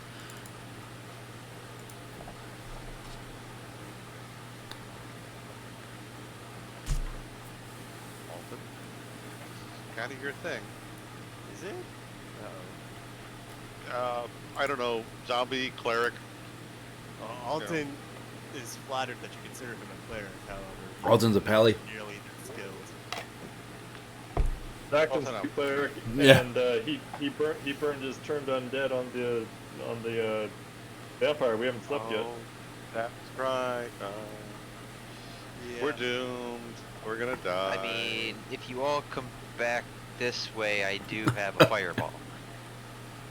I'll save out of it. Alton, Okay. you're first. We're gonna bonus action Shield of Faith on myself. Yeah.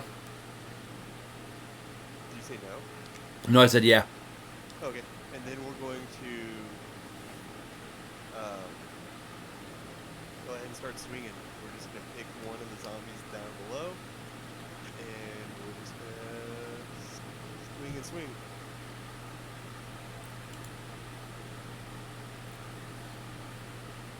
Yeah, you hit and you drop one of the zombies. All right. Yeah, that'll be my turn. Oh, that was not good. Uh-oh. No, that was like I accidentally like minimized my junk.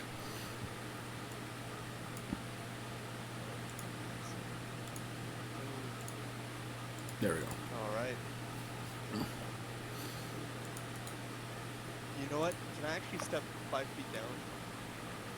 Oh, no, never mind. No, nah, because I don't want to deal with the attacks. Oh, fair. Attacks help me. Yeah, that's the damage. That it is. Yeah, I'm good. Castrick, you're up. Captain sees the zombies step down from their pedestal, goes, yikes. One sec, let me get my character sheet so I get this right.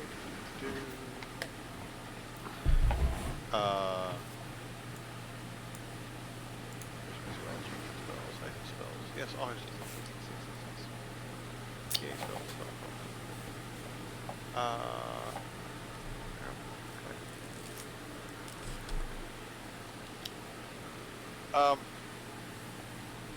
Touching my thumbs together and fingers spread out, and I will upcast Burning Hands as a 3rd level spell. So, mark that down. I will say you're able to hit all these zombies, and Alton is safe from it. Do it. Okay, so that is going to be 5d6 damage. Go ahead and roll your damage. Is there a bonus to that? Or no, it's just it's 5d6. Okay.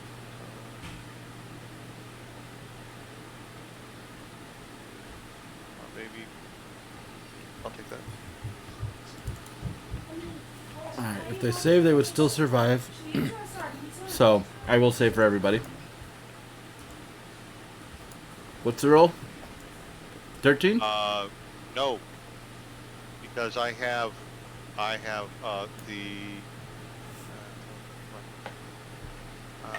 I want the War Mage. So, Which 14? gives me a +1 to attack rolls, and I have an Arcane Grimoire, which adds to my DC +1, so it's 1 higher DC than normal. The wand doesn't give you +1 to saving throws as well? It says, while holding this wand, you get a +1 bonus to spell attack rolls. In addition, you ignore half cover Oh. when making a spell attack. Okay. So it's helping me to hit things. It doesn't make it tougher for them to save, but the Arcane Grimoire does increase my spell DC by +1. So my normal spell DC should be spells. Should be normally a save of 14. It's now a 15. Okay. Perfect. Alright, so starting with the top left zombie, working our way clockwise.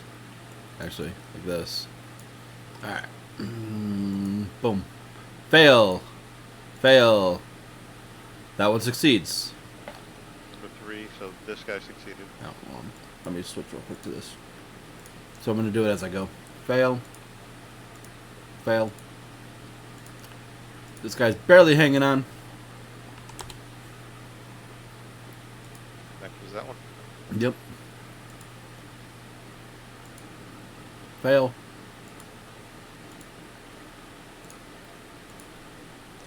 Just barely succeeds, barely hanging on.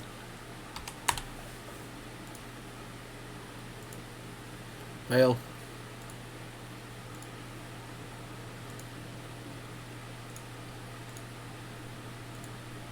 Fail.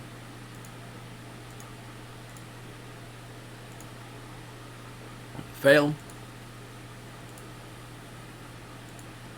And last but not least, fail. All but two, Castrick.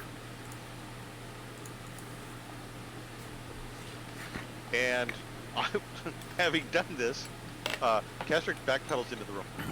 Yeah. That'll bring us to... Blowing on my fingertip. Yeah. Dacton, you're up. That bracelet in the mouth of that eagle is magical. Okay. Dacton's gonna go with. Let's see. We're gonna go with cast Sanctuary on himself. And then he's just going to see that's just a bonus action, so he's going to simply smack this one directly in front of him with his stick. Doesn't that bring It's not- Sanctuary? Sanctuary. That's a good time. Yeah, if you attack something, it breaks it. Yeah. Well, that's Victory is defensive only. Mm-hmm. Then I'm just going to. You can swing first, then do that. Yeah. Sure. Because basically, I'm just using the action because I am not doing much. I'm waiting for him to do his thing.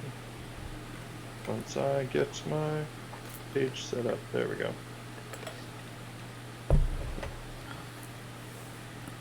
There we go. I'm back to my page. Okay. So this is not a shillelagh; it's just a quarterstaff.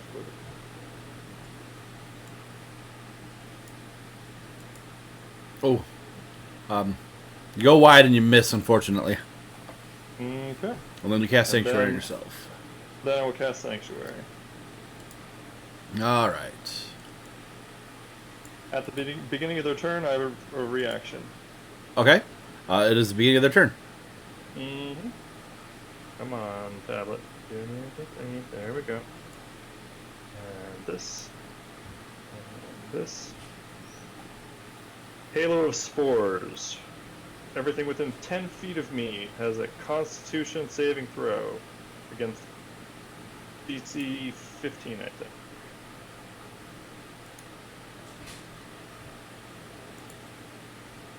One D4 necrotic to anything that fails.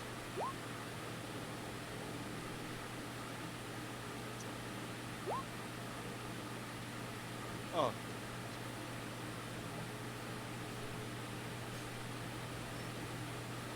Yeah, so It's whatever. it's a reaction to a creature that I can see that starts its turn into the space, so it doesn't affect you. oh, my bad. Okay, I'm sorry. Alright, so it's just the 4 around you, not the other ones, because it's 10 feet, right? Mm-hmm. Yeah. Alright. So con save. Con save versus 15. Alright. It's not poison damage or anything like that, right? Not necrotic. Okay. So the one right above you succeeds. To the left. Below. Alright, so only the top one succeeds. They all take 3 besides that? Yep. Okay. Not majestic. That's the thing. Hey, yeah.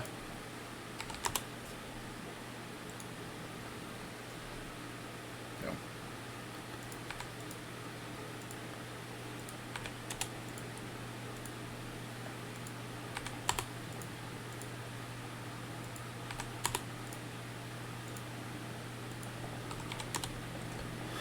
Alrighty. So zombies are up.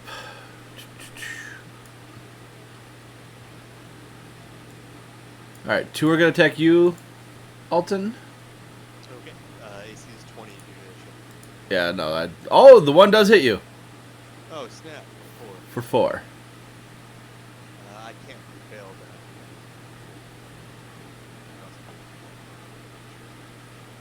Yeah, it's a minimum of 10, so. Yeah. Oh no, I guess I could technically. Yeah, no, you're good. Alright, and then the 4 on Decton. Wisdom One. saves on all of them, or they're Disadvantage, you right? gotta put somebody Oh, else. disadvantage. Oh, that's Uh, right, wisdom save. No, they have to hit someone else.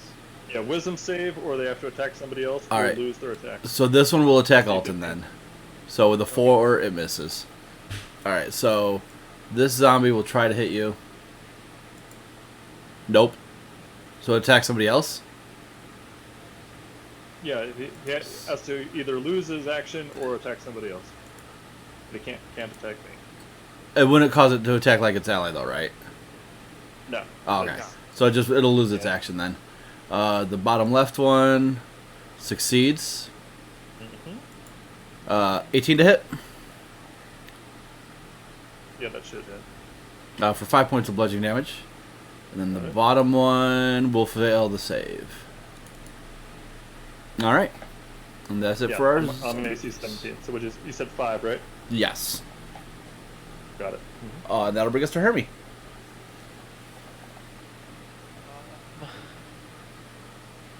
Castrick kind of cleared everything out, so without hitting my teammates with way too much damage in this small corridor, I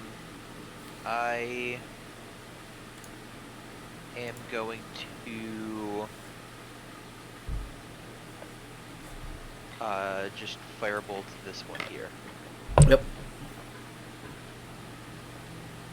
Yeah, you get him. He's dead. He had 1 hit point left.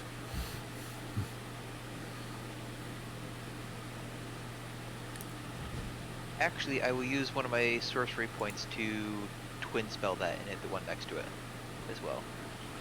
But I have to roll as well. Yep, he's dead.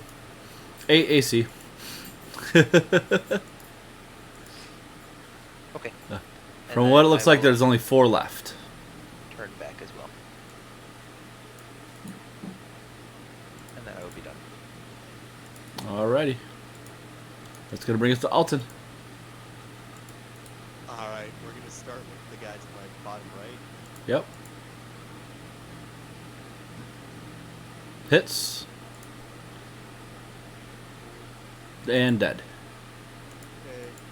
Then we're gonna come on down a little step.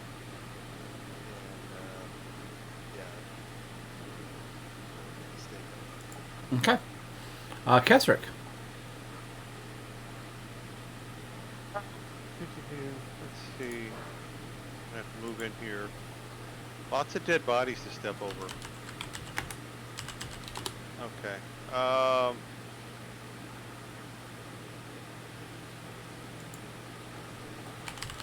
Use magic missile a couple guys will make it something.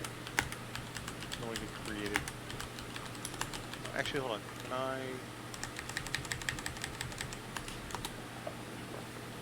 Second.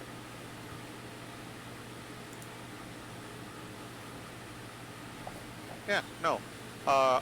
Casper will cast Frostbite on the one that is, in this case, above Alton. Oh, apparently there was one under Alton. We'll just say he's dead for the sake of it.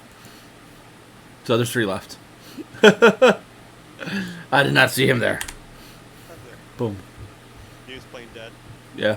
Okay, so the one But I'm- closest to Alton, then Casper will move over, get a line angle on him, and cast Frostbite. Yep. Is that a save or is that a attack? It is a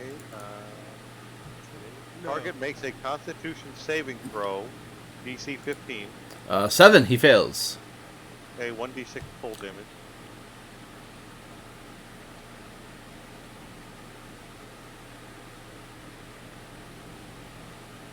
Okay, so he takes 3 cold damage and has disadvantage on the next weapon attack roll it makes before the end of its next turn. Oh, I'm sorry. So it's 2d6. It's additional d6 damage. Sorry. Roll another one. Ah, it's barely alive. Ah, sorry. You like leaving them at 1 health, don't you? I do. It makes it annoying for you. Not only for me.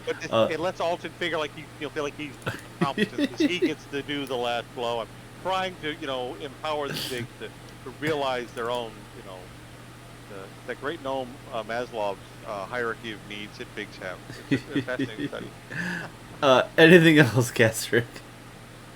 No, I feel safe standing where I am, so I will stay here guarding the Bigs from a distance. Alrighty, Dacton, you're up. Hardly the bigs for the distance. This one directly below me. Pull the dead. Is that one injured or not injured? Everything is injured at this point. Alright, so wisdom saving throw against DC 15 on that guy. The one directly below me. He sounds good. And wisdom, that is a 12. He fails. Okay, that's 212, so I assume he's nuked. Yeah, he did. He had 7 hit points left, man. Why are you so mean? Your sanctuary drops. Yep, and then I will stand there, and as soon as their turn starts, I'm gonna hit them with the spores again. Yep, go ahead and make your roll, and it's a con save, right?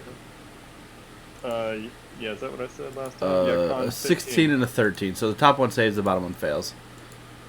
Alright. Another D4. Alrighty. Alright, this one has disadvantage on his attack, right, Castrick? Yes. Perfect. Alright, so the attack on Alton is, if it shows up, come on. There we go.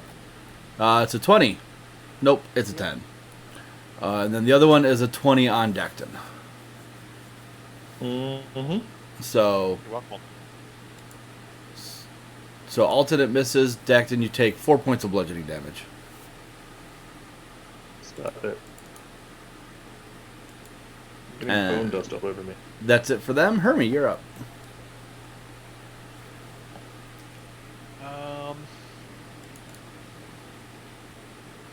We'll go ahead and step over the corpses right next to Hasrick here.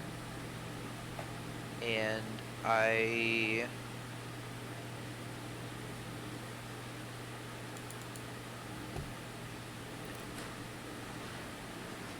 will do the same thing. Twin spell firebolts to the last 2 remaining. Okay.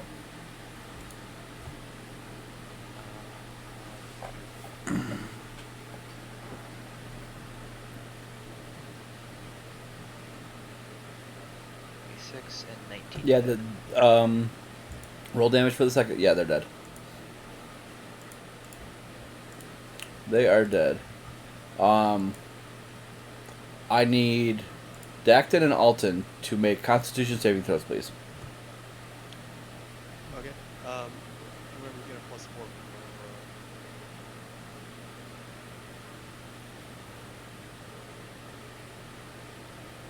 from Okay. You guys do not contract the plague from these zombies. So, Good. all right. With that, you guys are out of combat. Okay. Alright, well, we avoided going down this hallway for a reason in the first place. Yes. Yes. But yeah, whatever's the bracelet that's in this I'm not an mouth. expert on schools of magic.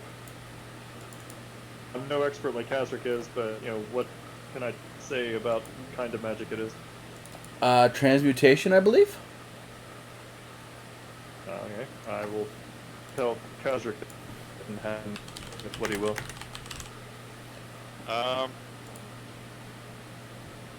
Yes, transmutation. Okay.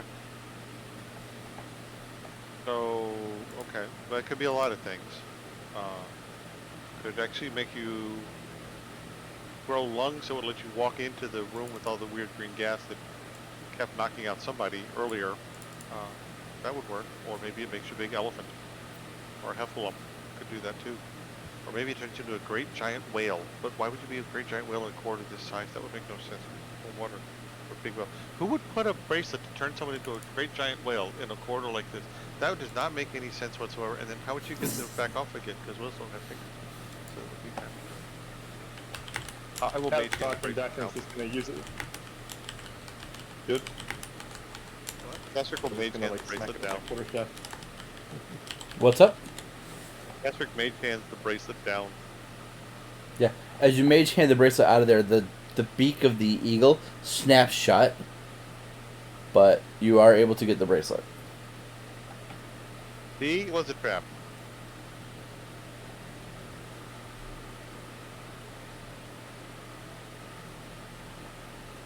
Now that you're looking at it,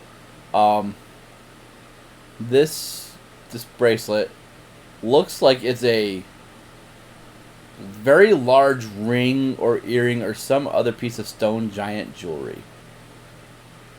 But it is definitely magical. For you guys, it's a bracelet. For a giant, it's a ring. Castric gets the hula hoop.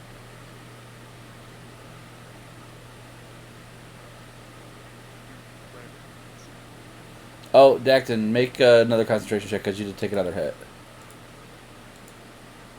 Yeah, what for detect magic? Yeah. Yeah, I mean that's nearly done anyway. Yeah, fair.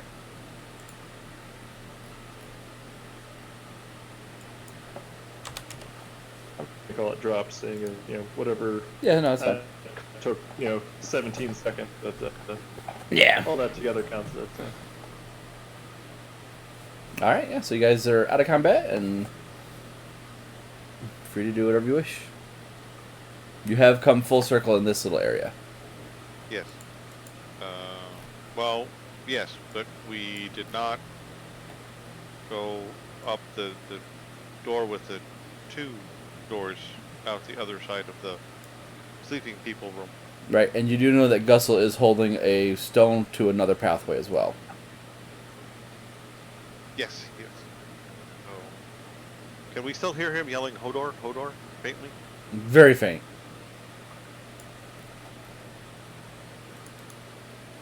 Alright. Besides Castric, who's still here to decide where we're going next? I mean, let's see. I mean, we can. Yeah, we've got double doors and not far from us. And as we've at some point we could go back to wherever.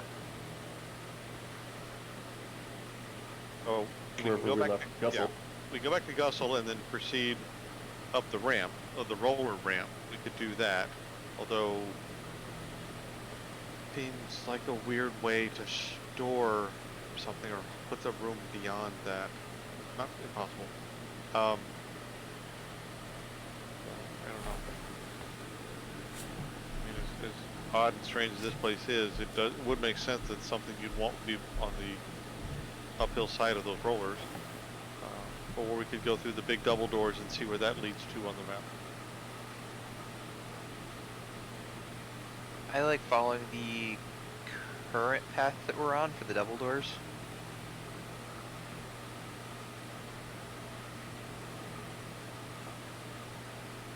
So we'll go back into the sleeper's room and go to the big double doors. Yes, yes. That would be Hermes' vote. Okay. So let's do that. Let's do that. So, not disturbing the sleepers this time. 'Cause they're expensive. That they are. And after everybody clears out of the zombie room, I will go ahead and whistle on Nightcaller to animate one of the zombies. Oh, yeah.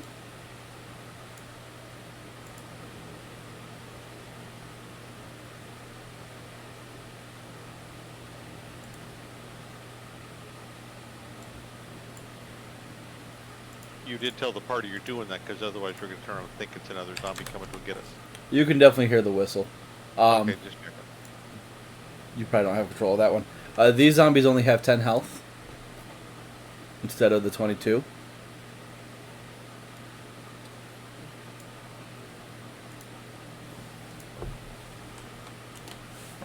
Because you're reanimating these zombies, right? Yes. Yeah. So you'll get a 10 health zombie, but at the end of combat, anything, if it's still alive that it deals damage to, they have to make a DC. Here, I'll link it to you. Yeah. ba, ba, ba, ba.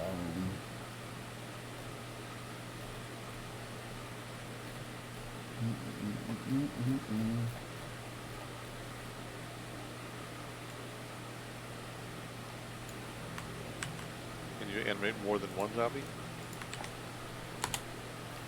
Not with the whistle, it just says one. Okay. And then I will link sewer plague for you as well, so you can just write it in your description stuff. You know what I mean? Sewer plague.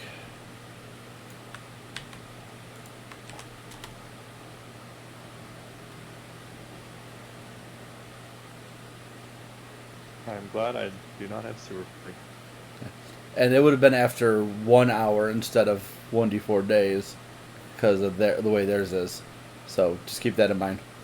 I doubt much is going to live after you guys get through with it, but just in case.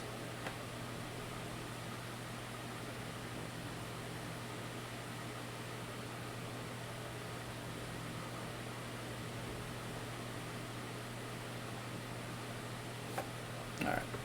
And you guys are going through those doors? Yes. Please double.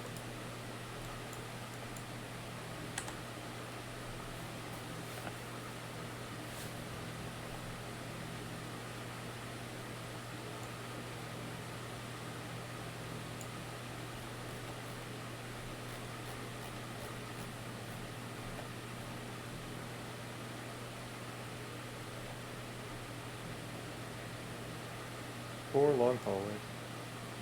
Yep. It's almost like you guys are in a, hidden tomb or something. Oh wait, we're Tomb Raiders.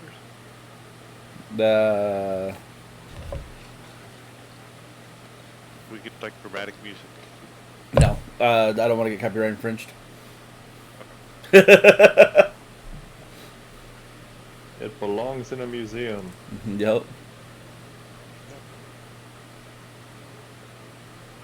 Listen, Montana Smith, you belong in a museum. This is true.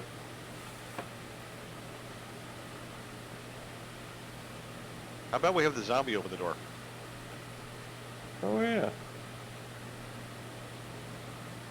Give it door plague. Yeah, I think I can open. Yeah. I don't know if he knows how to really work doorknobs. I guess he could just slam the door open. He just has to push this one open. Okay. It's an ancient tomb. It's not, compliant. It's Yeah. push or pull.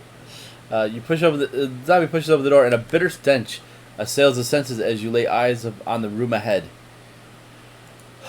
Inside, amid a pile of rubbish, awful and brackish, ghostly lights move across the floor. Closer observation reveals that the light is emitted by giant beetles. There seem to be a dozen of these creatures in the room, each about 3 feet in length. They don't appear to take notice of you. From within the pile of trash, where most of the beetles are clustered, comes glints of something shiny. Oh, okay.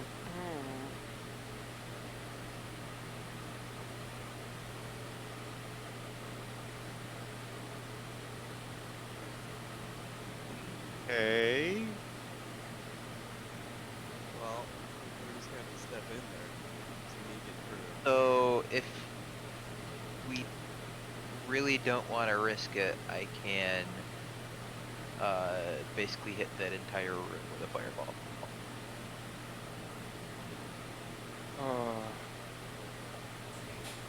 That'd be pretty cool. If we don't want to risk them attacking us. Well, They're gonna attack us. how do we know that?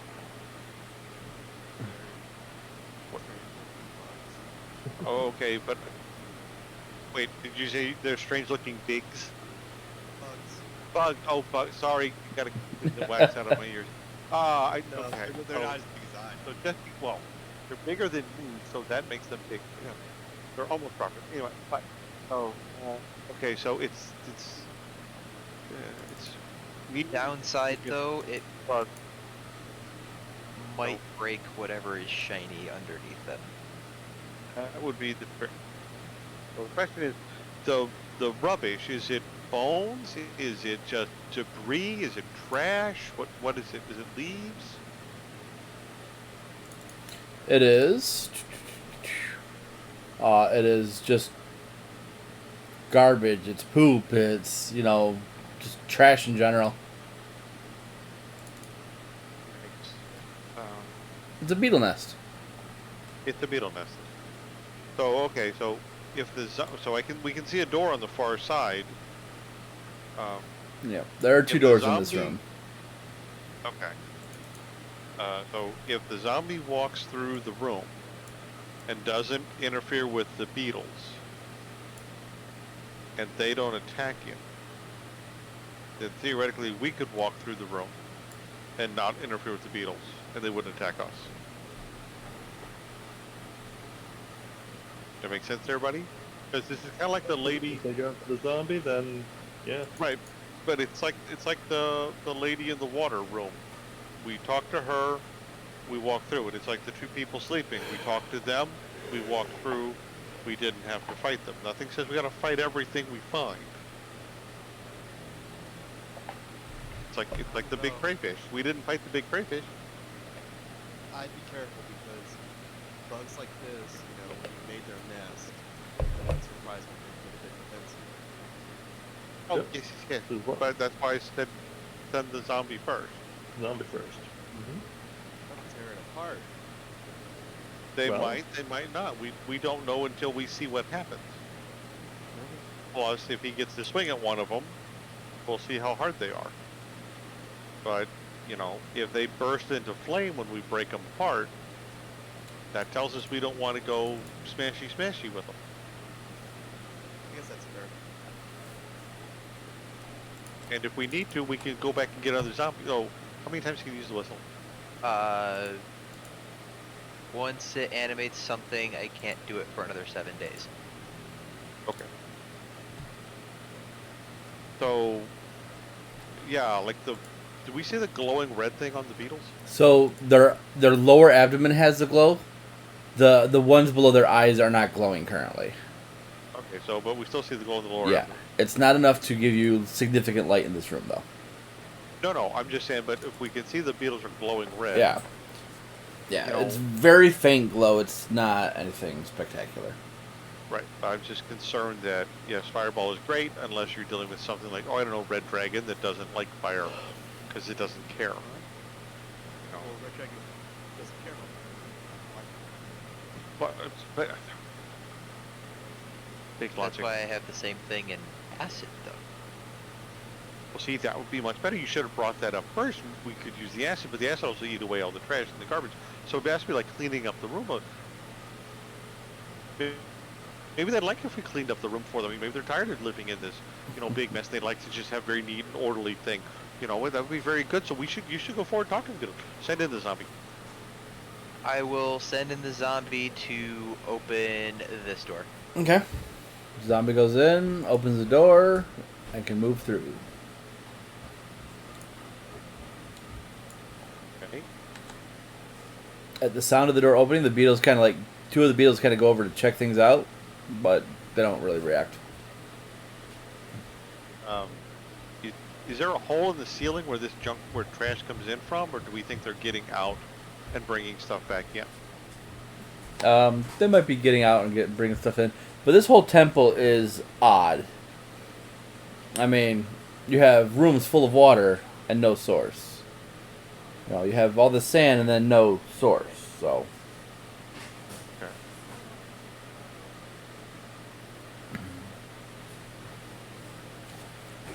Speaking of, I need everybody. This has been about another hour, we'll say. I got it. Oh wait, I No, Find it. I need everyone to make a. Oh no, it's not a save. You guys all just take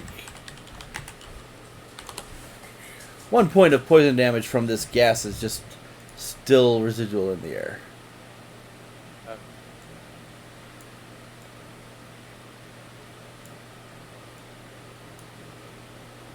All right. It's weird how nothing else is affected by this poison.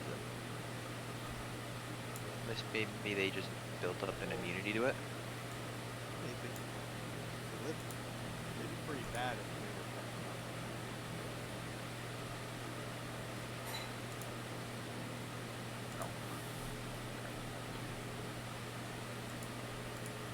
Well, we know it's no, because Gussel is here, so I still think he might be admitting it. We haven't had a problem until this point in time.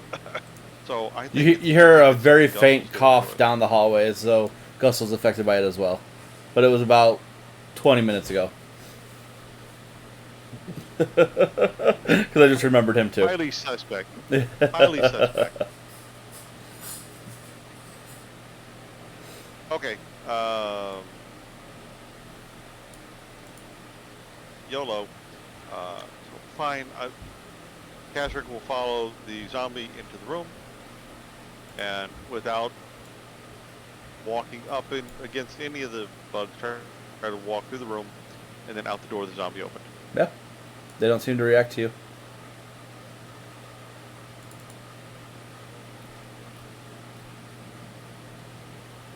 I'm coming too. I'm getting there. And then with us going through this door, I will move the zombie down here to kind of just be a sentry. So that if something comes through this door that we know.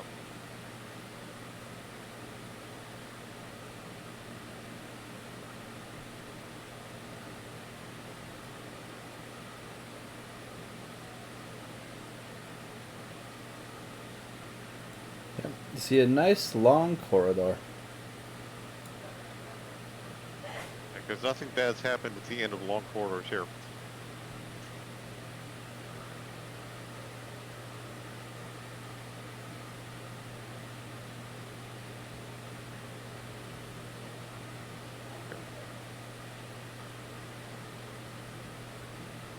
Let's see. I think this is the north part with that wall. That little sledge.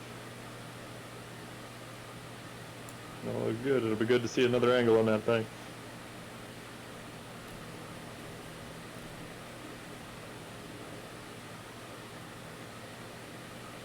I think that's where we're going to wind up at. Yeah, I can see it already. Patrick, come on. I feel like, you know, your eyes are a bit attuned more to the light.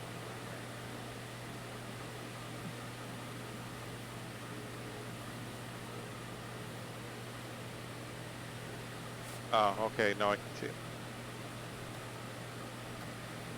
So, okay, so we come around this thing.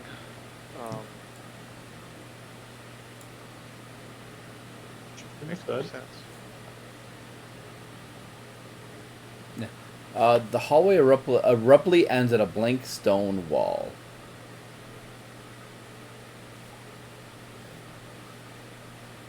You can't fool us. That's a wedge. I think we've been here before. Yeah, yeah. Declan's gonna go try to push it.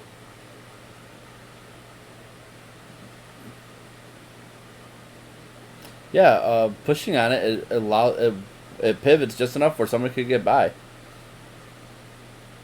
I will say for the sake of this, And I'm not going to push right past it because I know there's a pit on the other side. yeah. So we'll say you now have access to the whole thing. Okay. Alright, well, we didn't bother getting this close last time, so I'm just gonna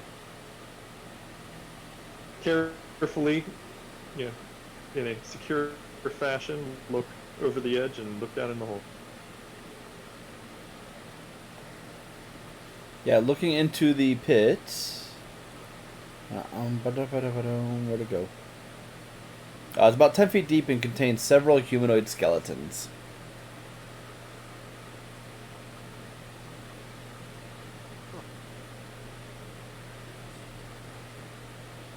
I doubt those people just wandered into this open pit, so something about this thing smashes or spins or pushes or...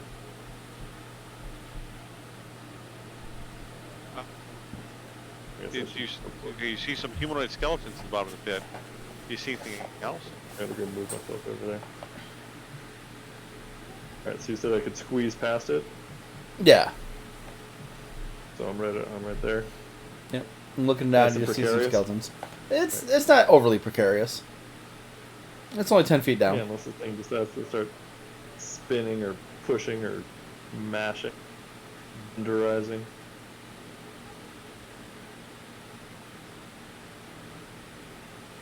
Alright.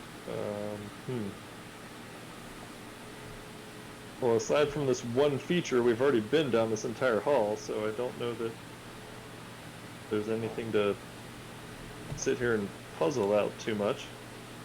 No. Was there? Did you see anything else down in the bottom of the pit besides just those skeletons?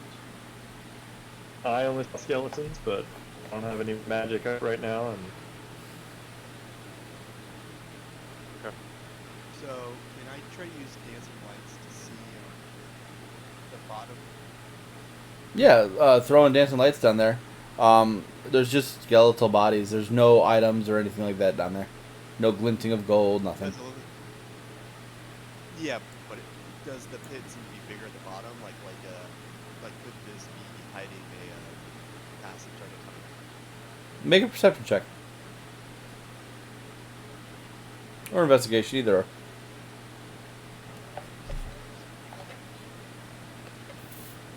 Yeah, no, this is exactly what it seems to be. Okay. Just a There's 10-foot no deep shot. pit.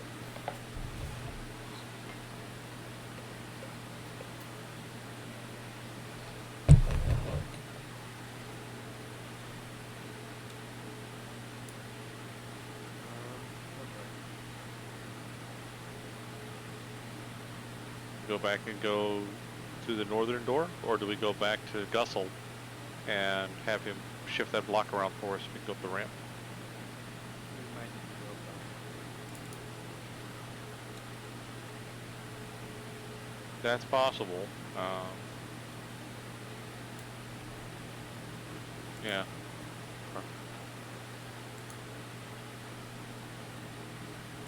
So, okay, so what's the vote? We're gonna go back to the northern door of the beetle room, or we're gonna go back to the ramp with Gussel and then go up the ramp? we're here at the beetle room. Let's try to sneak through the beetles again and go to the other door in the beetle room here. I think we're standing right here. So far, it seems like Double Doors has been leading us in the direction to go, so I'm almost. Is the zombie gonna open up the other one?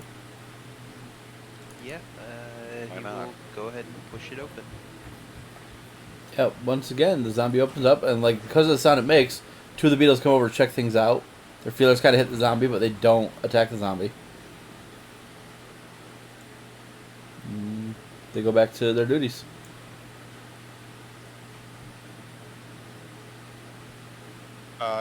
As we're going through the trash room or the beetle room, can we actually see what's glinting underneath it? Get a better idea? Is it coins or something? Make a perception check for me. Do that? Are you trying to do it without like messing with the nest, or you're just kind of Well, I don't like want to, yeah, peering in, right? no, I'm not. As I'm walking through, I'm just looking down to see if I can figure out what's making the little glinting light stuff. So Yeah. I am not digging into the nest at all. Yeah, perception for me. Okay. So, I will say because you're just kind of like looking as you're going by, you're not moving anything. Disadvantage. Okay, so rolling twice. Yep. So 11, 2. Yeah. It's hard to see. Probably some coins though. Not sure what else. Okay, that's fine. Worth a look. So yeah, it looks like. So wonder maybe the reason there's nothing in that pit is the beetles go out and clean up the pit and then bring everything worthwhile back in here. Just a thought. Okay. Did the zombie open the door on the north? Oh yeah, sorry, I forgot to remove it. See, stairs leading up. Interesting.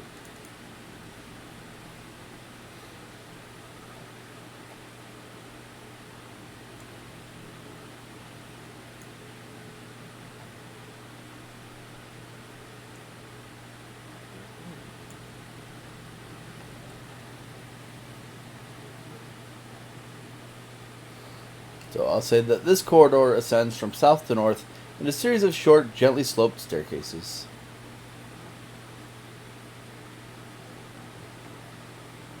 All right, Castle. We'll be back later. Bye.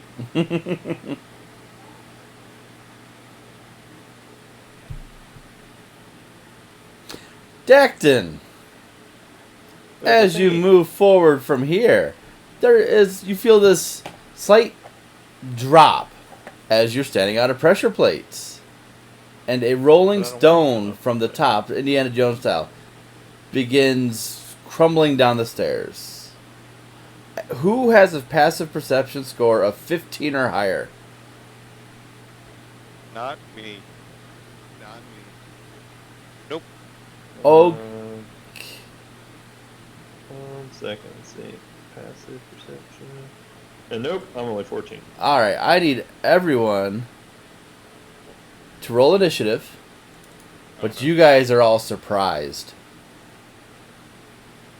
I don't know.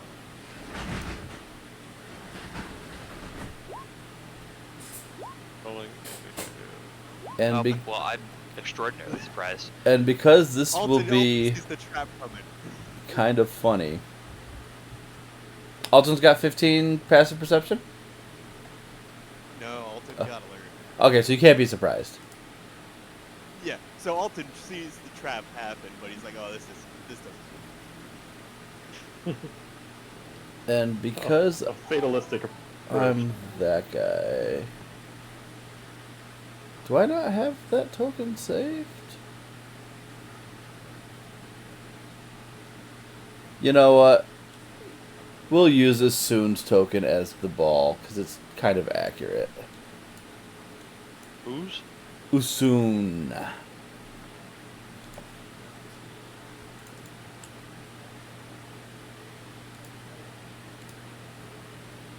Alright.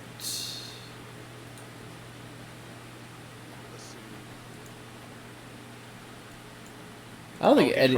He's from your other group. One of the old ones, yeah. Yeah, I've heard the name. Good.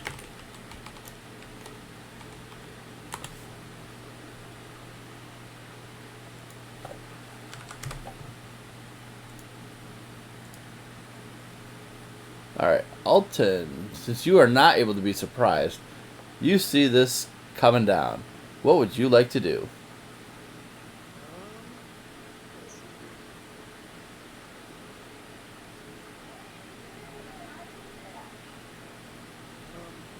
I'm going to.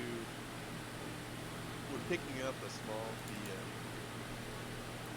It'll be your action to pick him up, and then you'll get half movement after that, if you're trying to run away with him.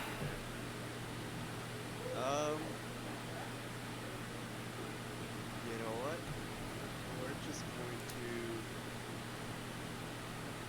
We're gonna step up here. We'll try to eat the bull. I'm just gonna hunker down. Okay.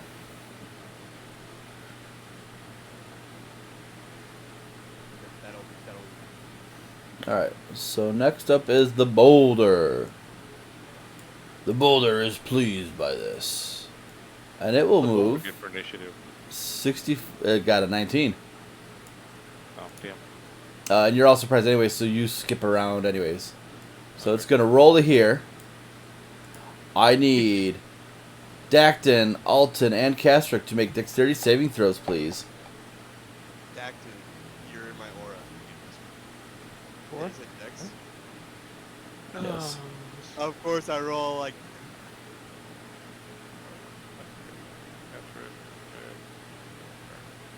I was almost heroic. This is just a dexterity saving throw or just dexterity? Dexterity saving throw. Where's that on the tier? On the left-hand side of your sheet there, where it says saving throws. Left side of the sheet. I see strength, see the stats, I see break, Hold on, oh, saving throws. Sorry. You got it? Proud Okay. Sorry, got it. No, you're fine. 14. Even with the +4, I got a whopping 11. Okay, so all three of you fail.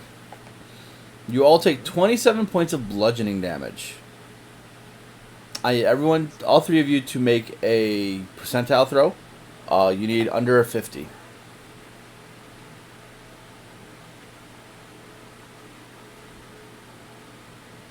Oh, hold on. Wait a minute. I'm sorry. This one's going to change.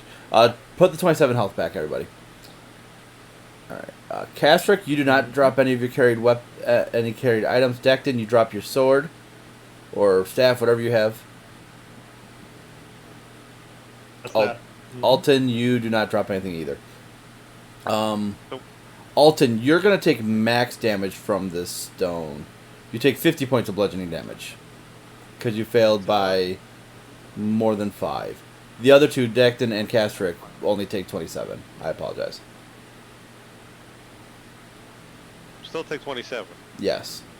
I had to double check to see how much you guys failed by. Alright. So, Yep, go ahead. what I was going to say, it's a round stone, right? Yes. Okay.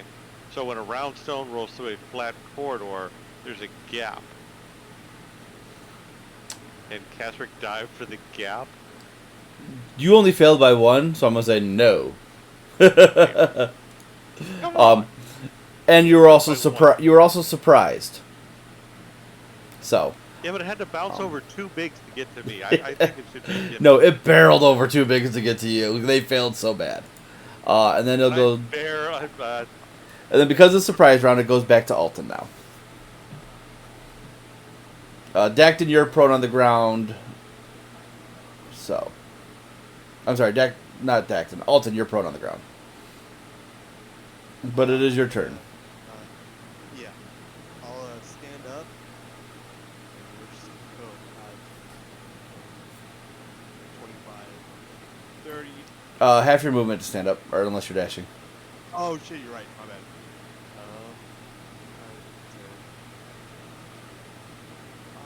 It's right there, and I'm gonna go ahead and heal myself. Let's add a bit right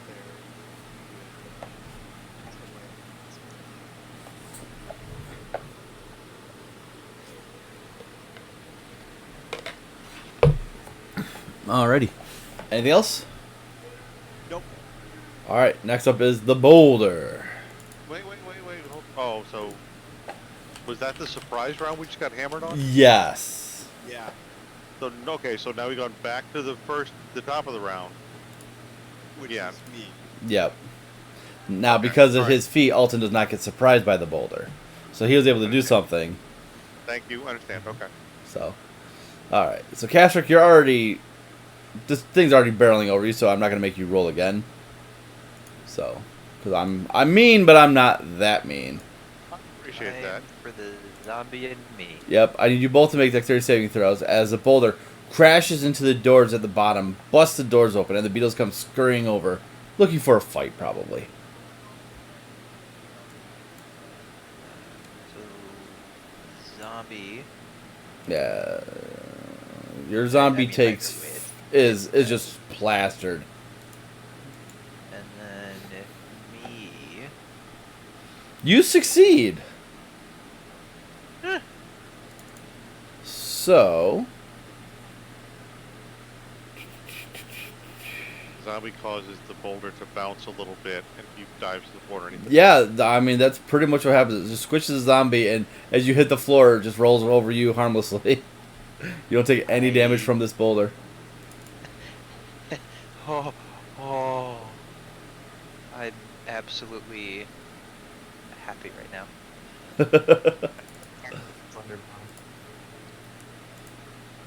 Yeah. I'll come over here. I'll help Castrick up. Yeah, a little hairy there for a second, guys. I apologize, Castrick does have his arcane ward up. It had 5 hit points left in it, so I added 5 points back to Castrick.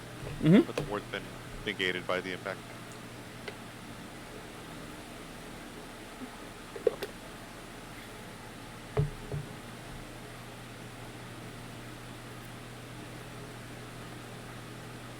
Are people still pouring in, or are they just sort of milling about down there?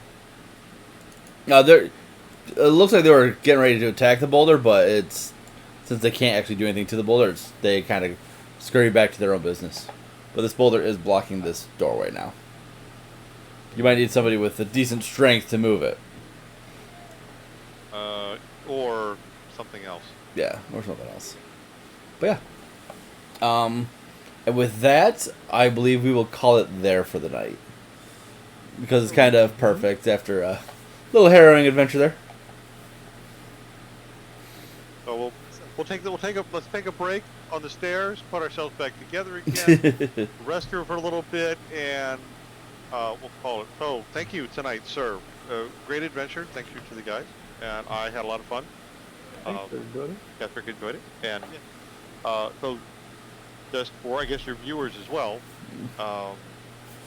This is the filmed on the 28th of June, so next Tuesday, 4th of July holiday weekend. We're taking a break then. Yep.